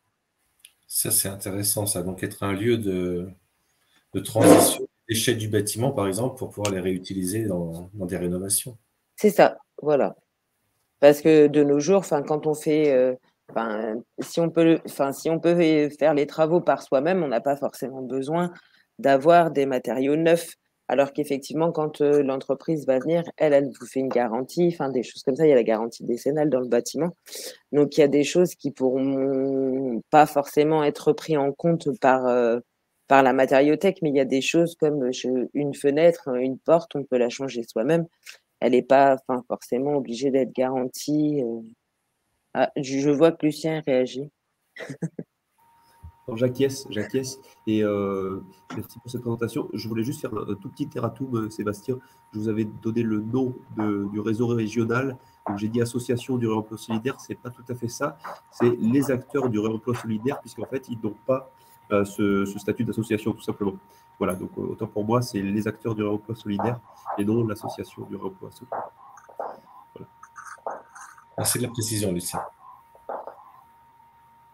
Émilie, donc on parle sur les territoires, on parle de déchetterie, on parle de ressourcerie, recyclerie, d'artisans réparateurs, donc il y a quand même beaucoup d'acteurs complémentaires, hein, on peut dire qu'ils sont complémentaires sur les territoires. Finalement, est-ce que l'environnement se porte mieux grâce à tout ça ou... Alors, il tend à le faire. Après, il y a quand même beaucoup de travail et il faut déjà aussi permettre aux gens, on a quand même vécu pendant un certain nombre d'années en consommant énormément. Du coup, il faut qu'on reprenne tous des habitudes de consommation différentes. Donc, la seconde main, elle commence ça devient un phénomène de mode puisque maintenant les grandes surfaces s'y mettent aussi. Donc, c'est qu'il y a un marché à prendre. Malheureusement, j'ai envie de dire que je vais parler de Carrefour parce que c'est un exemple qui me vient en tête. Et ils ont créé un rayon, donc vous pouvez ramener votre électroménager et vous le reprennent sous forme de bon d'achat. Donc effectivement, ça fait du circuit très court, quoi, pour le coup, puisque forcément, vous êtes obligé de réacheter chez Carrefour. Et a priori, un électroménager neuf, alors que effectivement, nous, en tant que recyclerie ou ressourcerie, on va pas vous vendre du neuf. L'idée, c'est de vraiment qu'il y ait plus ou très peu de surconsommation et qu'on change pas les équipements électroménagers ou autres tous les 2-3 ans, quoi. Donc, l'obsolescence programmée, il y a déjà une loi qui est passée pour. Ils ont des obligations maintenant de fournir les techniques de réparation. Enfin, il y a plein de choses qui se font. Et du coup, l'idée, c'est vraiment de continuer et d'être plus dans une action d'anti-gaspillage, mais dans tous les sens du terme, en fait. Parce que nous, on fait plutôt de l'objet du quotidien usuel actuellement. On veut aller vers la matériothèque, mais on veut aussi aller vers l'alimentation, puisque, comme on le sait tous, on gaspille beaucoup de nourriture aussi. Qu'est-ce qu'il vous faudrait de plus pour réparer plus d'objets? Qu'est-ce qu'il vous faudrait en plus? Alors, comme équipement, comme moyen, comme... Nous, il nous faut plein de choses. Nous, il nous faut déjà un bâtiment adéquat parce que là, pour vous le dire, enfin, à Tracy, la totalité de la surface, donc atelier, zone d'apport et boutique, il y a 210 mètres carrés. Et à Autrèche, en tout et pour tout, avec les bureaux et l'atelier, donc les bureaux ne comptent pas en production, on va dire, de réemploi, mais on est à une centaine de mètres carrés. Donc, effectivement, on manque de place. Donc, il y a un projet là qui est initié par la collectivité pour se doter donc d'une recyclerie sur son territoire. Et donc, ils sont à la phase d'étude de faisabilité. Donc, le bâtiment devrait voir le jour en 2020, fin 2023, début 2024. Donc, on a encore un petit peu un an à tenir pour pouvoir développer nos activités. Mais effectivement, ce serait un bâtiment déjà avec des dimensions beaucoup plus gérable et tenable dans nos activités. Et puis après, on est comme tout le monde, hein, les fonds, les moyens financiers, c'est le nerf de la guerre, si je puis dire, quoi. Forcément, on en a tous besoin en tant qu'association et en tant que chantier d'insertion. Nous, on ne peut pas aller au-delà de 30% d'autofinancement. Enfin, on peut aller exceptionnellement jusqu'à 50%, mais on en est bien loin parce que la structure, étant petite et jeune, ne permet pas de développer non plus, notre activité économique puisqu'on n'a pas les espaces adéquats et quand on les aura, je pense qu'on pourra bien développer, les choses. Merci, Émilie. Un bel esprit de solidarité. Merci. Merci beaucoup. Je vous propose maintenant de passer à la présentation. Il n'y a pas de questions hein, des participants, donc je vous propose de passer maintenant à la présentation du projet et à la vie, surtout également de la cahute de Dunkerque. Donc, Rudy, si tu veux bien prendre la parole, du coup, tu vas nous présenter la naissance et comment a été créée, comment est apparue la cahute de Dunkerque. Très bien. Bonjour Sébastien, bonjour à tous. Alors rapidement pour me présenter, Rudy Van Beveren, je suis responsable de service au sein d'une association à Dunkerque qui s'appelle Entreprendre Ensemble. Alors en bref, Entreprendre Ensemble, ici sur le Dunkerquois, c'est une association support des principaux dispositifs d'accompagnement à l'insertion sociale et professionnelle. On porte notamment, pour ceux qui connaissent, les missions locales, la Maison de l'Emploi, l'école de la deuxième chance et le plan local insertion et emploi. Je vais être rejoint dans mon intervention tout à l'heure par Amandine Reymann qui travaille plus spécifiquement sur le projet de la cahute qu'on va vous présenter. Mais ce que je vous propose, c'est de faire peut-être un rappel historique aussi sur l'émergence de ce projet. Alors, vous me direz pourquoi une association comme Entreprendre Ensemble, qui porte des dispositifs d'accompagnement aux démarches sociales et professionnelles, porte un dispositif comme la cahute, qui est une boutique d'inclusion en fait sur notre territoire.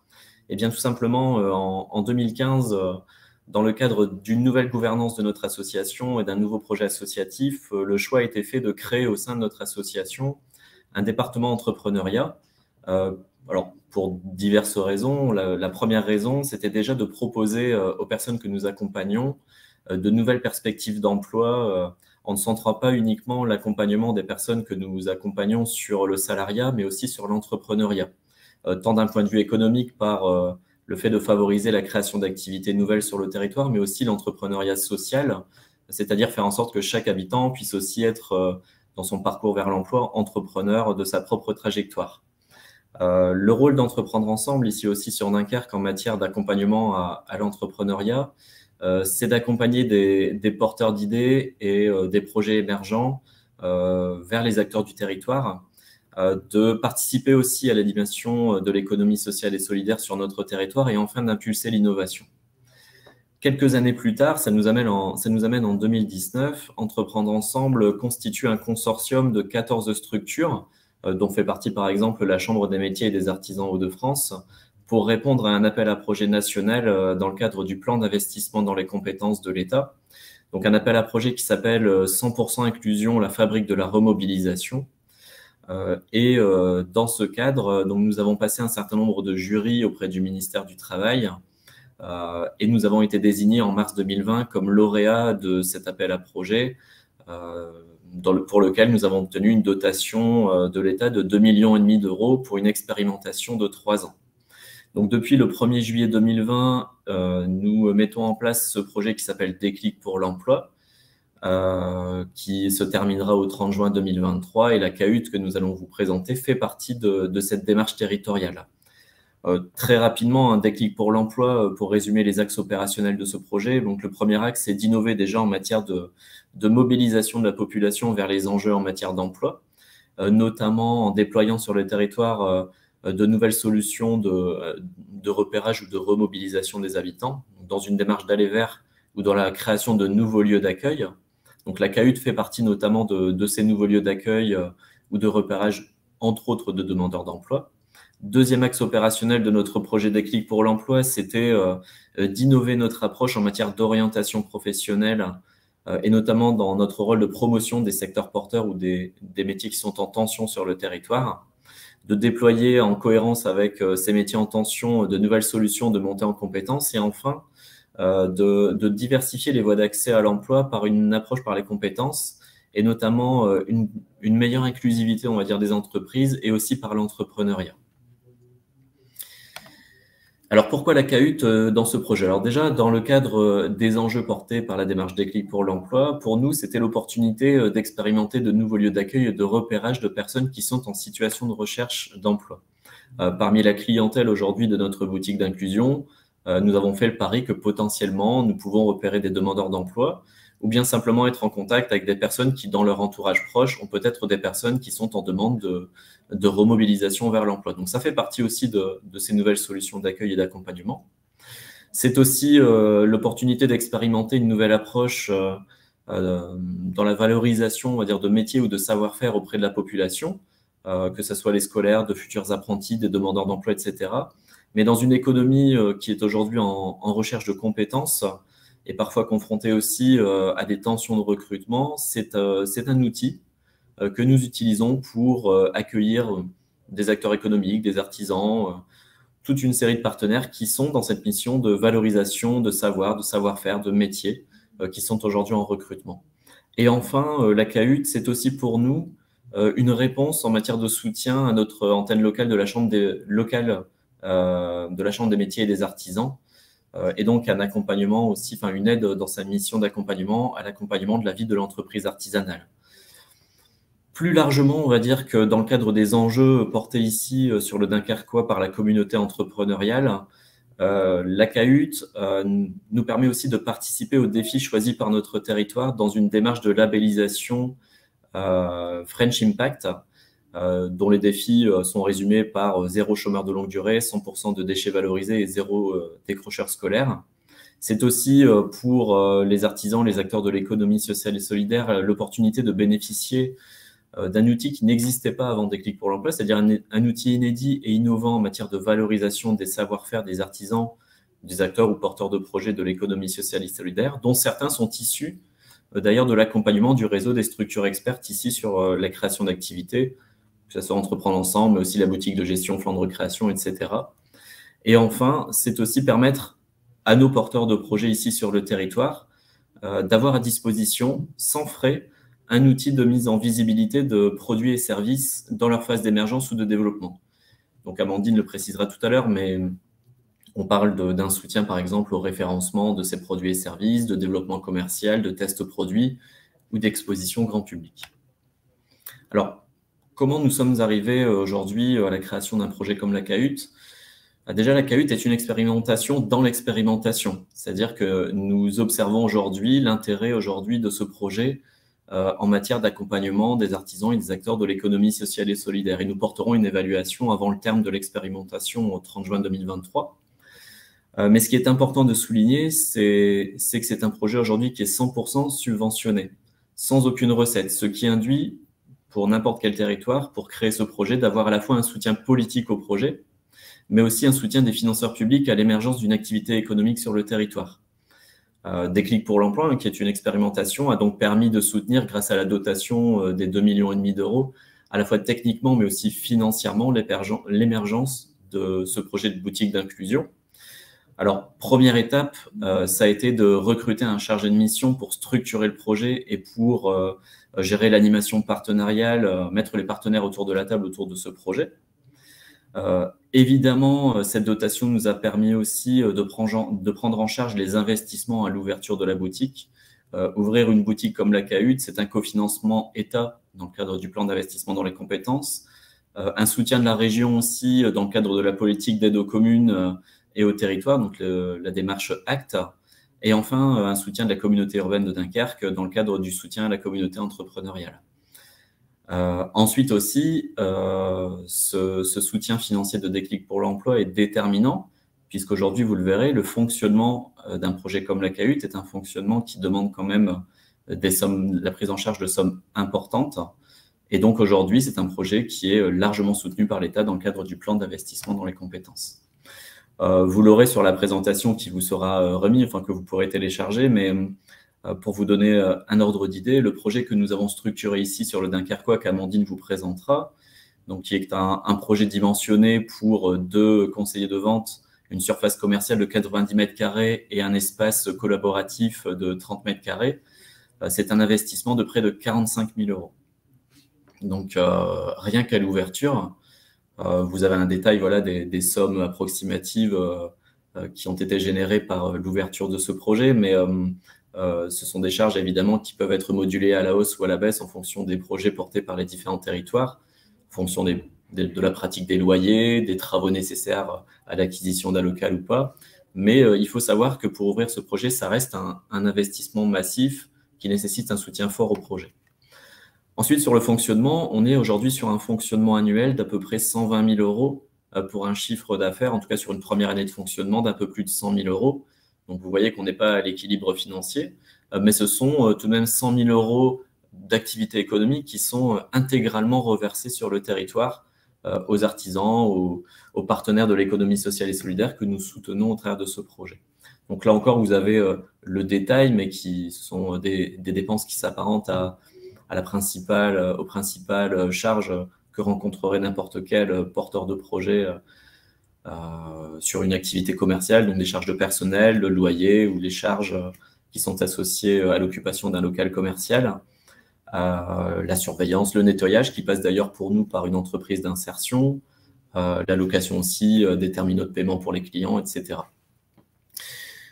Dans ces 120 000 euros, ce qui est important aussi de préciser, c'est que ça ne prend pas en compte les charges indirectes qui sont supportées aujourd'hui par l'association Entreprendre Ensemble, type comptabilité, communication, dépannage informatique, etc. Donc, mais ça vous donne un ordre d'idée de l'investissement que représente ce projet, en tout cas pour un territoire comme Dunkerque. Deuxième chose importante aussi, au-delà de la partie financière, c'est le choix stratégique de la localisation. Dans nos premiers échanges à l'ouverture de la CAHUT, nous avions imaginé l'ouverture de ce projet dans le cœur commercial de l'agglomération. C'est une idée que nous avons rapidement abandonnée, alors déjà pour des questions de coûts liées à l'occupation d'un local en centre-ville, et aussi pour des raisons concurrentielles, puisque on est sur une mission plutôt de valorisation, on va dire, des artisans, et nous ne voulions pas apporter non plus une surface qui puisse générer peut-être de la concurrence à des commerces déjà présents. Donc le choix s'est porté sur un quartier proche du centre d'agglomération, donc un quartier connexe au centre-ville, qui s'apparentait peut-être moins concurrentiel et plus axé sur le commerce de proximité.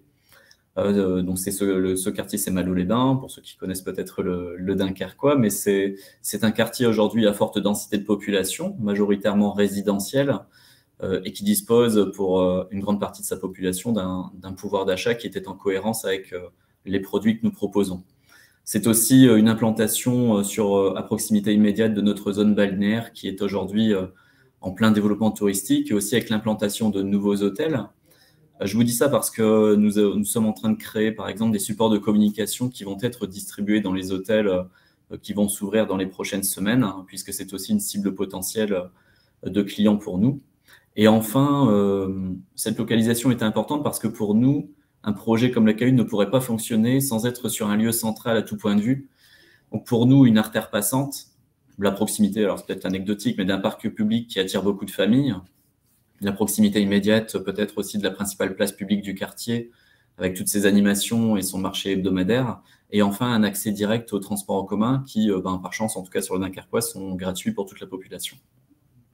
Donc voilà un peu l'histoire du projet et ce qui a déterminé en tout cas la structuration et nos choix. Je vais laisser Amandine peut-être vous présenter la CAHUT vue de l'intérieur, et si vous avez des questions, j'y répondrai juste après.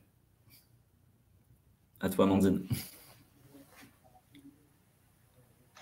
Bonjour à tous, donc moi, Amandine Reymann, j'ai intégré l'association Entreprendre Ensemble en avril 2021 pour ouvrir du coup le projet La CAHUT en juin 2021. Donc, je vais vous présenter la CAHUT vue de l'intérieur, mais surtout la CAHUT en Dunkerquois, c'est chez soi. Donc, c'est surtout toute la mentalité et l'atmosphère qui réside dans le projet, puisqu'on veut que vraiment les indépendants ou les associations ESS qui sont chez nous soient chez elles. Voilà. Donc, nous, on est la CAHUT, la boutique de l'économie sociale et solidaire et de l'artisanat. On est un lieu de vente qui allie vente, animation et exposition.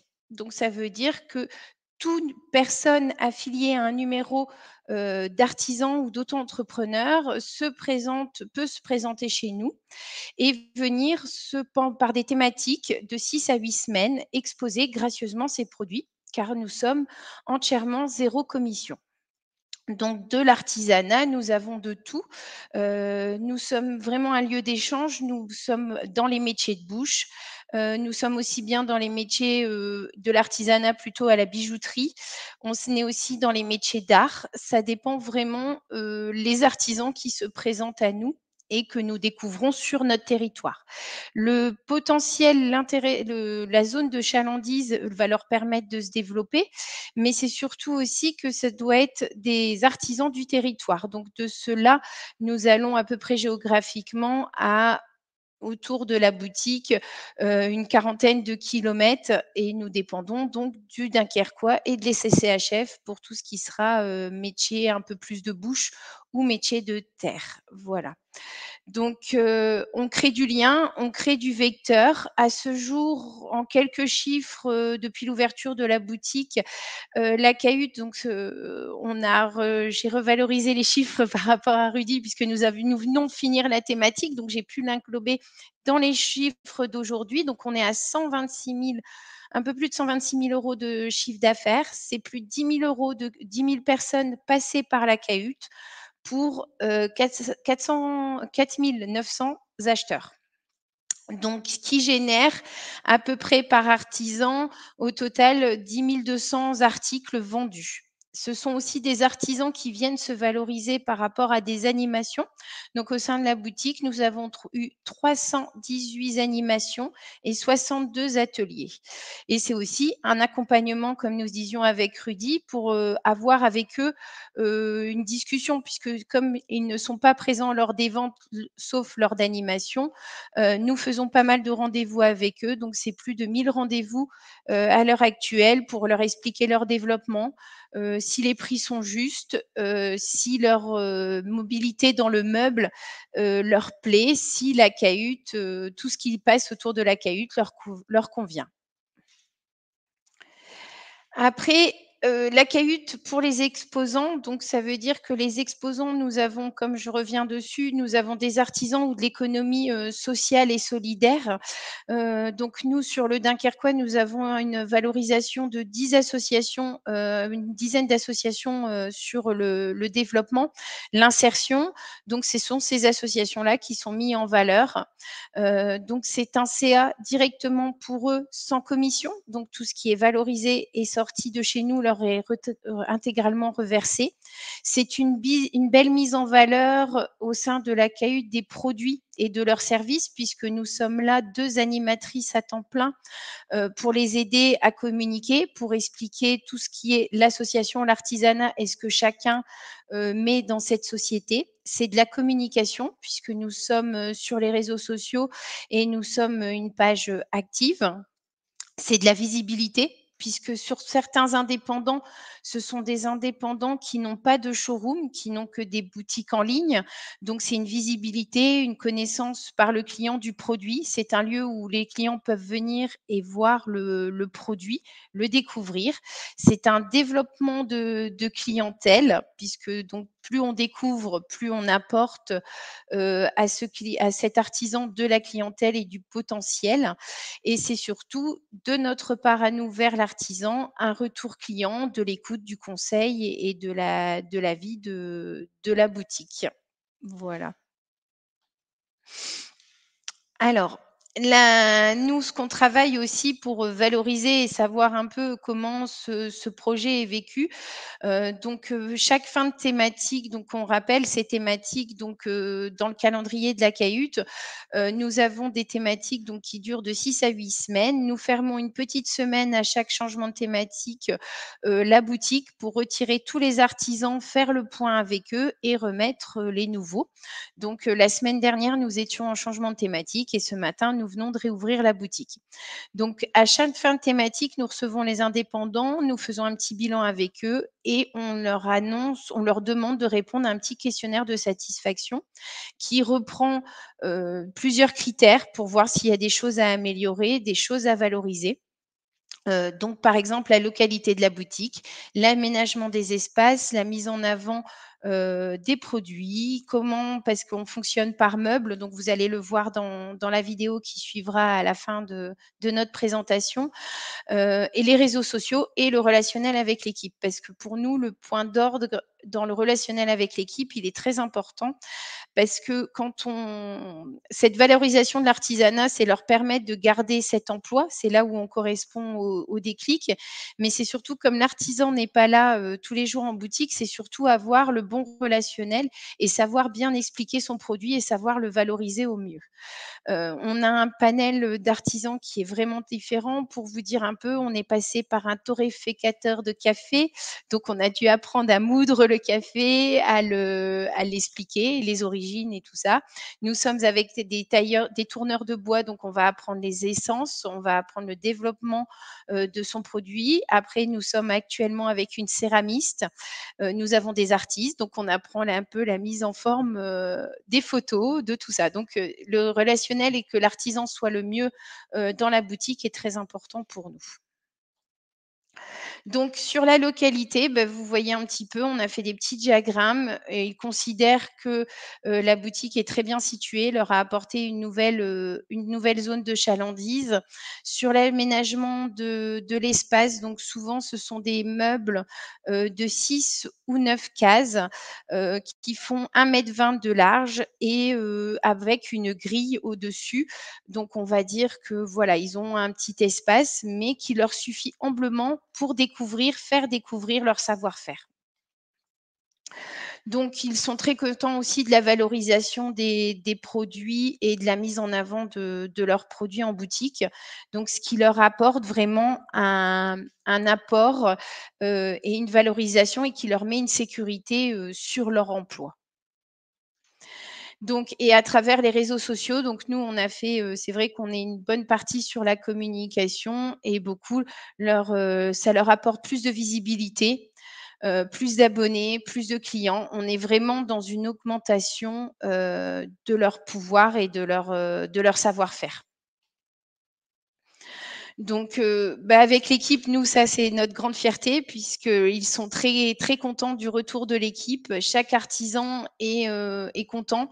Donc, ils sont contents de la disponibilité que nous avons, du dynamisme et puis de l'environnement. Et surtout, ce qui revient, c'est le 0 commission, donc que tout leur soit valorisé.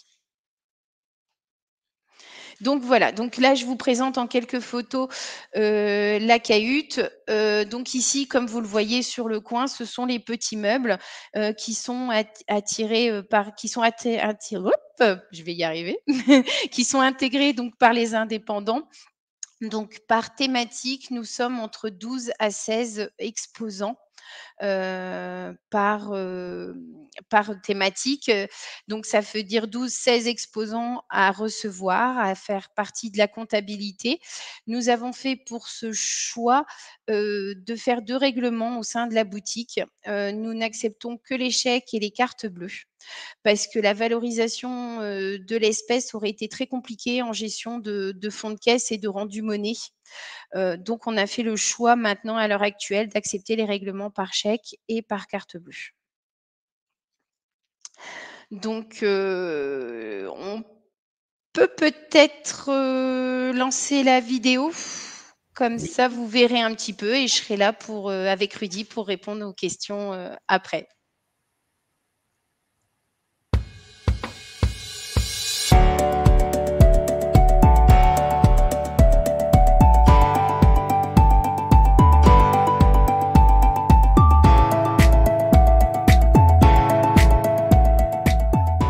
La cahute est un projet initié par Entreprendre Ensemble et la CMA, donc pour le déclic pour l'emploi. Donc dans ce projet déclic, on a voulu valoriser l'artisanat, puisque devenir artisan, c'est créer son propre métier, donc c'est rentrer dans l'emploi. Donc nous sommes là pour favoriser la commercialisation des produits finis des artisans ou de l'économie sociale et solidaire. Donc nous les recevons chez nous par thématique.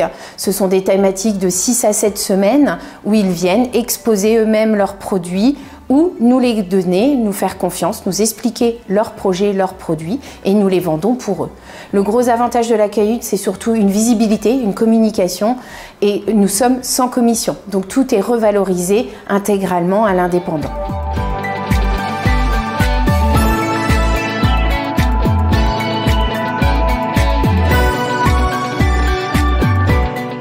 Je m'appelle Jérémy Kissenberger, donc je suis fraîchement installé sur la commune de Stène en tant que forgeron coutelier. Donc bien évidemment, je fabrique des couteaux. Et à côté de ça, j'aime bien l'association de matières, on va dire métal, bois. Et donc du coup, j'aime aussi faire des objets un peu différents tels que des capsuleurs, des tire-bouchons, des chandeliers, des choses comme ça qui associent le métal, le bois et d'autres matériaux. J'ai eu la chance d'être accueilli un mois à peine après la création de mon entreprise. Donc ça a été un défi d'avoir suffisamment de stock au départ, mais Et du coup, derrière, le fait que des personnes s'occupent de vendre mes créations m'a libéré du temps pour continuer à alimenter le stock. Ça a aussi été un tremplin, puisque autant les personnes qui venaient visiter la boutique, qui connaissaient la boutique, plus toute la com qui est mise en avant par la Cahute a permis de booster l'entreprise dès le départ, en fait. Moi, c'est Noémie Dubois, j'ai 26 ans, je suis originaire de Dunkerque et j'ai commencé l'aventure de l'entrepreneuriat il y a maintenant 1 an. Donc je vis de ma passion le dessin, je réalise des illustrations notamment sur ma région, mais pas seulement.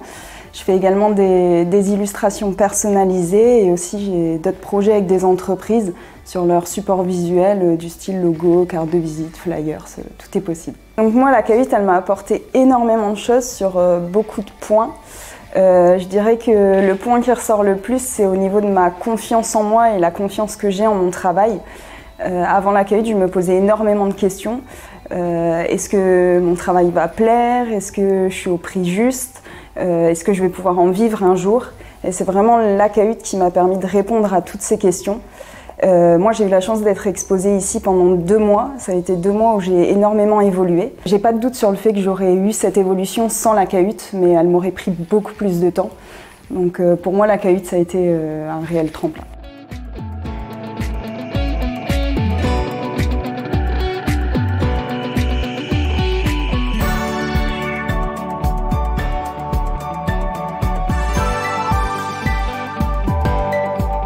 Je m'appelle Camille Savary, j'ai 21 ans et je crée des accessoires pour chiens en paracorde. Donc ils sont 100% personnalisables et 100% uniques pour chaque chien. Donc moi j'ai vraiment fait du ponctuel, donc je venais en fait quelques jours par-ci par-là dans le mois. Je restais là toute la journée. Ça permet aux gens de pouvoir... je restais là toute la journée. Ça permet aux gens de pouvoir personnaliser leur article, ce qu'on ne pourrait pas faire en permanent parce que je déposerais leur article, ce qu'on ne pourrait pas faire en permanent parce que je déposerais plus des articles qui sont dits banals entre guillemets. Et ça a apporté au fait que les gens puissent venir à ma rencontre. Ça m'a apporté beaucoup plus de visibilité sur Dunkerque parce que vu que je travaillais beaucoup sur les réseaux sociaux, ça a apporté plus un point d'ancrage vraiment sur Dunkerque. Je suis Valérie Struven, j'ai 52 ans et je suis présidente d'une petite SAS spécialisée dans les objets promotionnels et je développe des marques en aparté, dont la marque, je n'ai pas choisi d'être dunkerquois, dunkerquoise, j'ai juste eu de la chance. Alors mes différents passages à la Cahute, qu'ils soient ponctuels ou permanents, m'ont permis d'agrandir énormément ma communauté de followers sur les réseaux sociaux déjà d'une part, et surtout de générer des échanges, et surtout de générer des échanges et des partenariats avec certains acteurs en fait de Dunkerque. Je pense notamment tout d'abord à la mairie de Dunkerque qui m'a proposé d'intégrer une boîte créative. Puis ensuite, je suis entrée en relation avec le musée portuaire de Dunkerque qui m'a proposé de mettre en valeur les produits de la gamme et notamment la partie sacs et pochettes upcyclés. En aparté, j'ai aussi été sollicitée l'année dernière pour assister et devenir exposante sur de nombreux salons de Noël, marchés de Noël. Et cette année, avec une envergure beaucoup plus importante puisque j'ai eu beaucoup plus de sollicitations.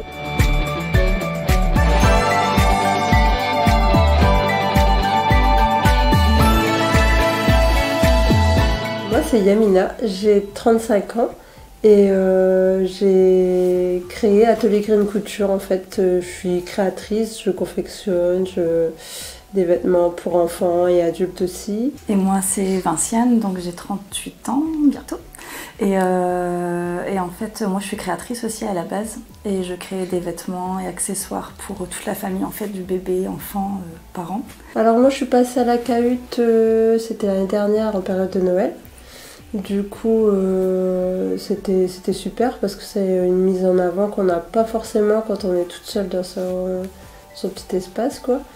Et là, du coup, ça a mis en avant mes produits, tout ce que je peux créer. Et pour le coup, ça m'a donné envie d'aller plus loin et de créer ma propre boutique, pour le coup. J'avais exposé mes créations et en fait ça m'a vraiment confortée dans l'idée de faire quelque chose avec d'autres créateurs et d'avoir mon truc à moi en fait. Et j'ai rejoint du coup Yamina dans sa folle aventure. Ce qui a été bien, c'était de rencontrer les personnes et d'avoir tous les retours. En fait, on avait pas mal de positifs. Et le fait d'avoir fait des ateliers aussi, ça m'a permis de rencontrer tous les gens.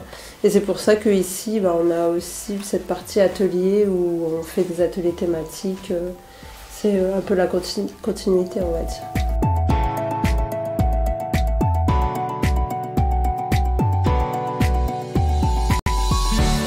Donc, je suis Valérie Boulogne, directrice de la structure ACL Proxipol, atelier chantier d'insertion. Donc, je suis Valérie Boulogne, directrice de la structure ACL Proxipol, atelier chantier d'insertion. Et notre projet, c'est Sac et Cuir. C'est la fabrication de sacs à partir de cuir de récupération et de tissu. Donc, le fait de vendre à la cahute, ça nous a permis de nous faire connaître sur tout le territoire guerquois et d'augmenter nos ventes. Donc, ça a surtout permis de mettre en avant le travail des personnes en insertion, de découvrir un petit peu le travail qu'on faisait au niveau de la structure. Donc, ça nous a permis d'avoir beaucoup plus d'adhérents au niveau de l'atelier confection et d'avoir une image un peu plus positive de l'insertion. Ça permet aux personnes d'avoir une compétence supplémentaire, l'utilisation des machines pour le cuir, parce qu'on est bien équipé au niveau du matériel. Et par exemple, on a un petit jeune qui était venu chez nous, qui a fait de la découpe et qui travaille aujourd'hui chez Louis Vuitton. Donc ça apporte une bonne image et d'apporter une compétence surtout complémentaire, parce que travailler le cuir, c'est pas donné à tout le monde.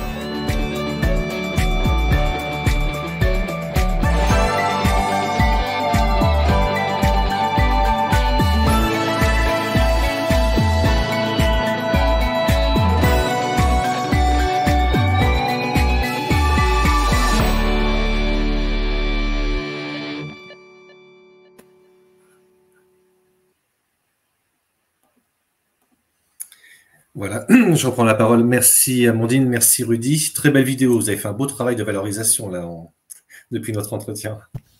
Beau témoignage également. On a 5 minutes pour 2 questions et après je conclurai ce webinaire parce qu'on arrive presque à midi. Donc une question d'Émilie qui dit vous fonctionnez comme une pépinière d'entreprise artisanale.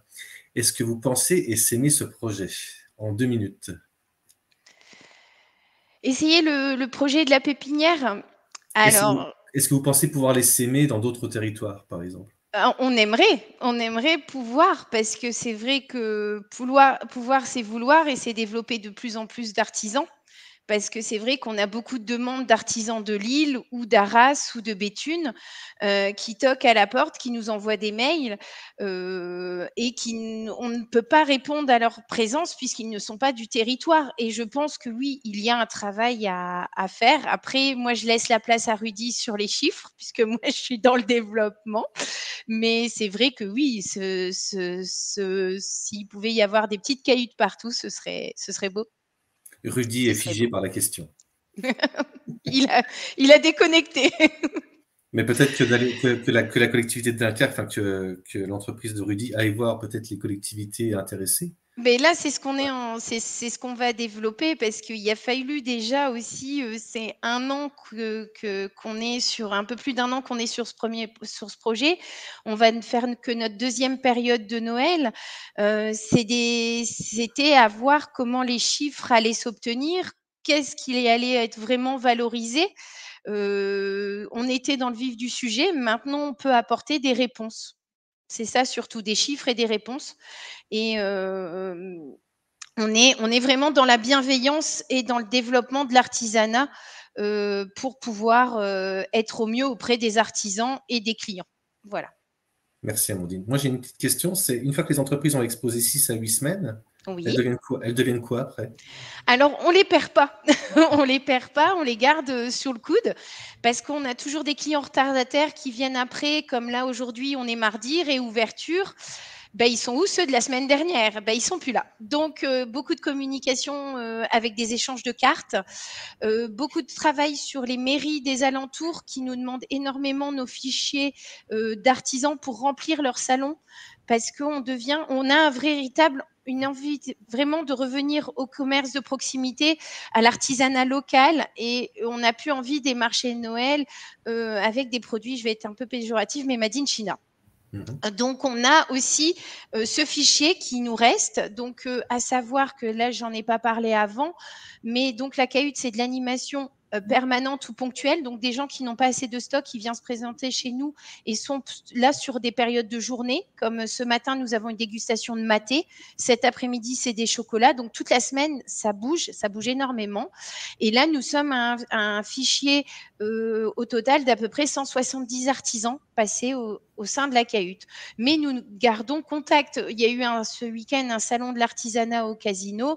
Un artisan sur 2 était passé par la cahute et on avait bien échangé avec l'organisateur de l'événement pour que les artisans soient au mieux. Merci Amandine. On va en rester là du coup parce que je suis obligé de conclure. En tout cas, merci pour ce que vous faites pour l'artisanat de proximité. Merci. Merci et longue vie à votre projet. Merci. Non, c'est génial ce que vous portez comme projet, ce que vous faites. Merci beaucoup.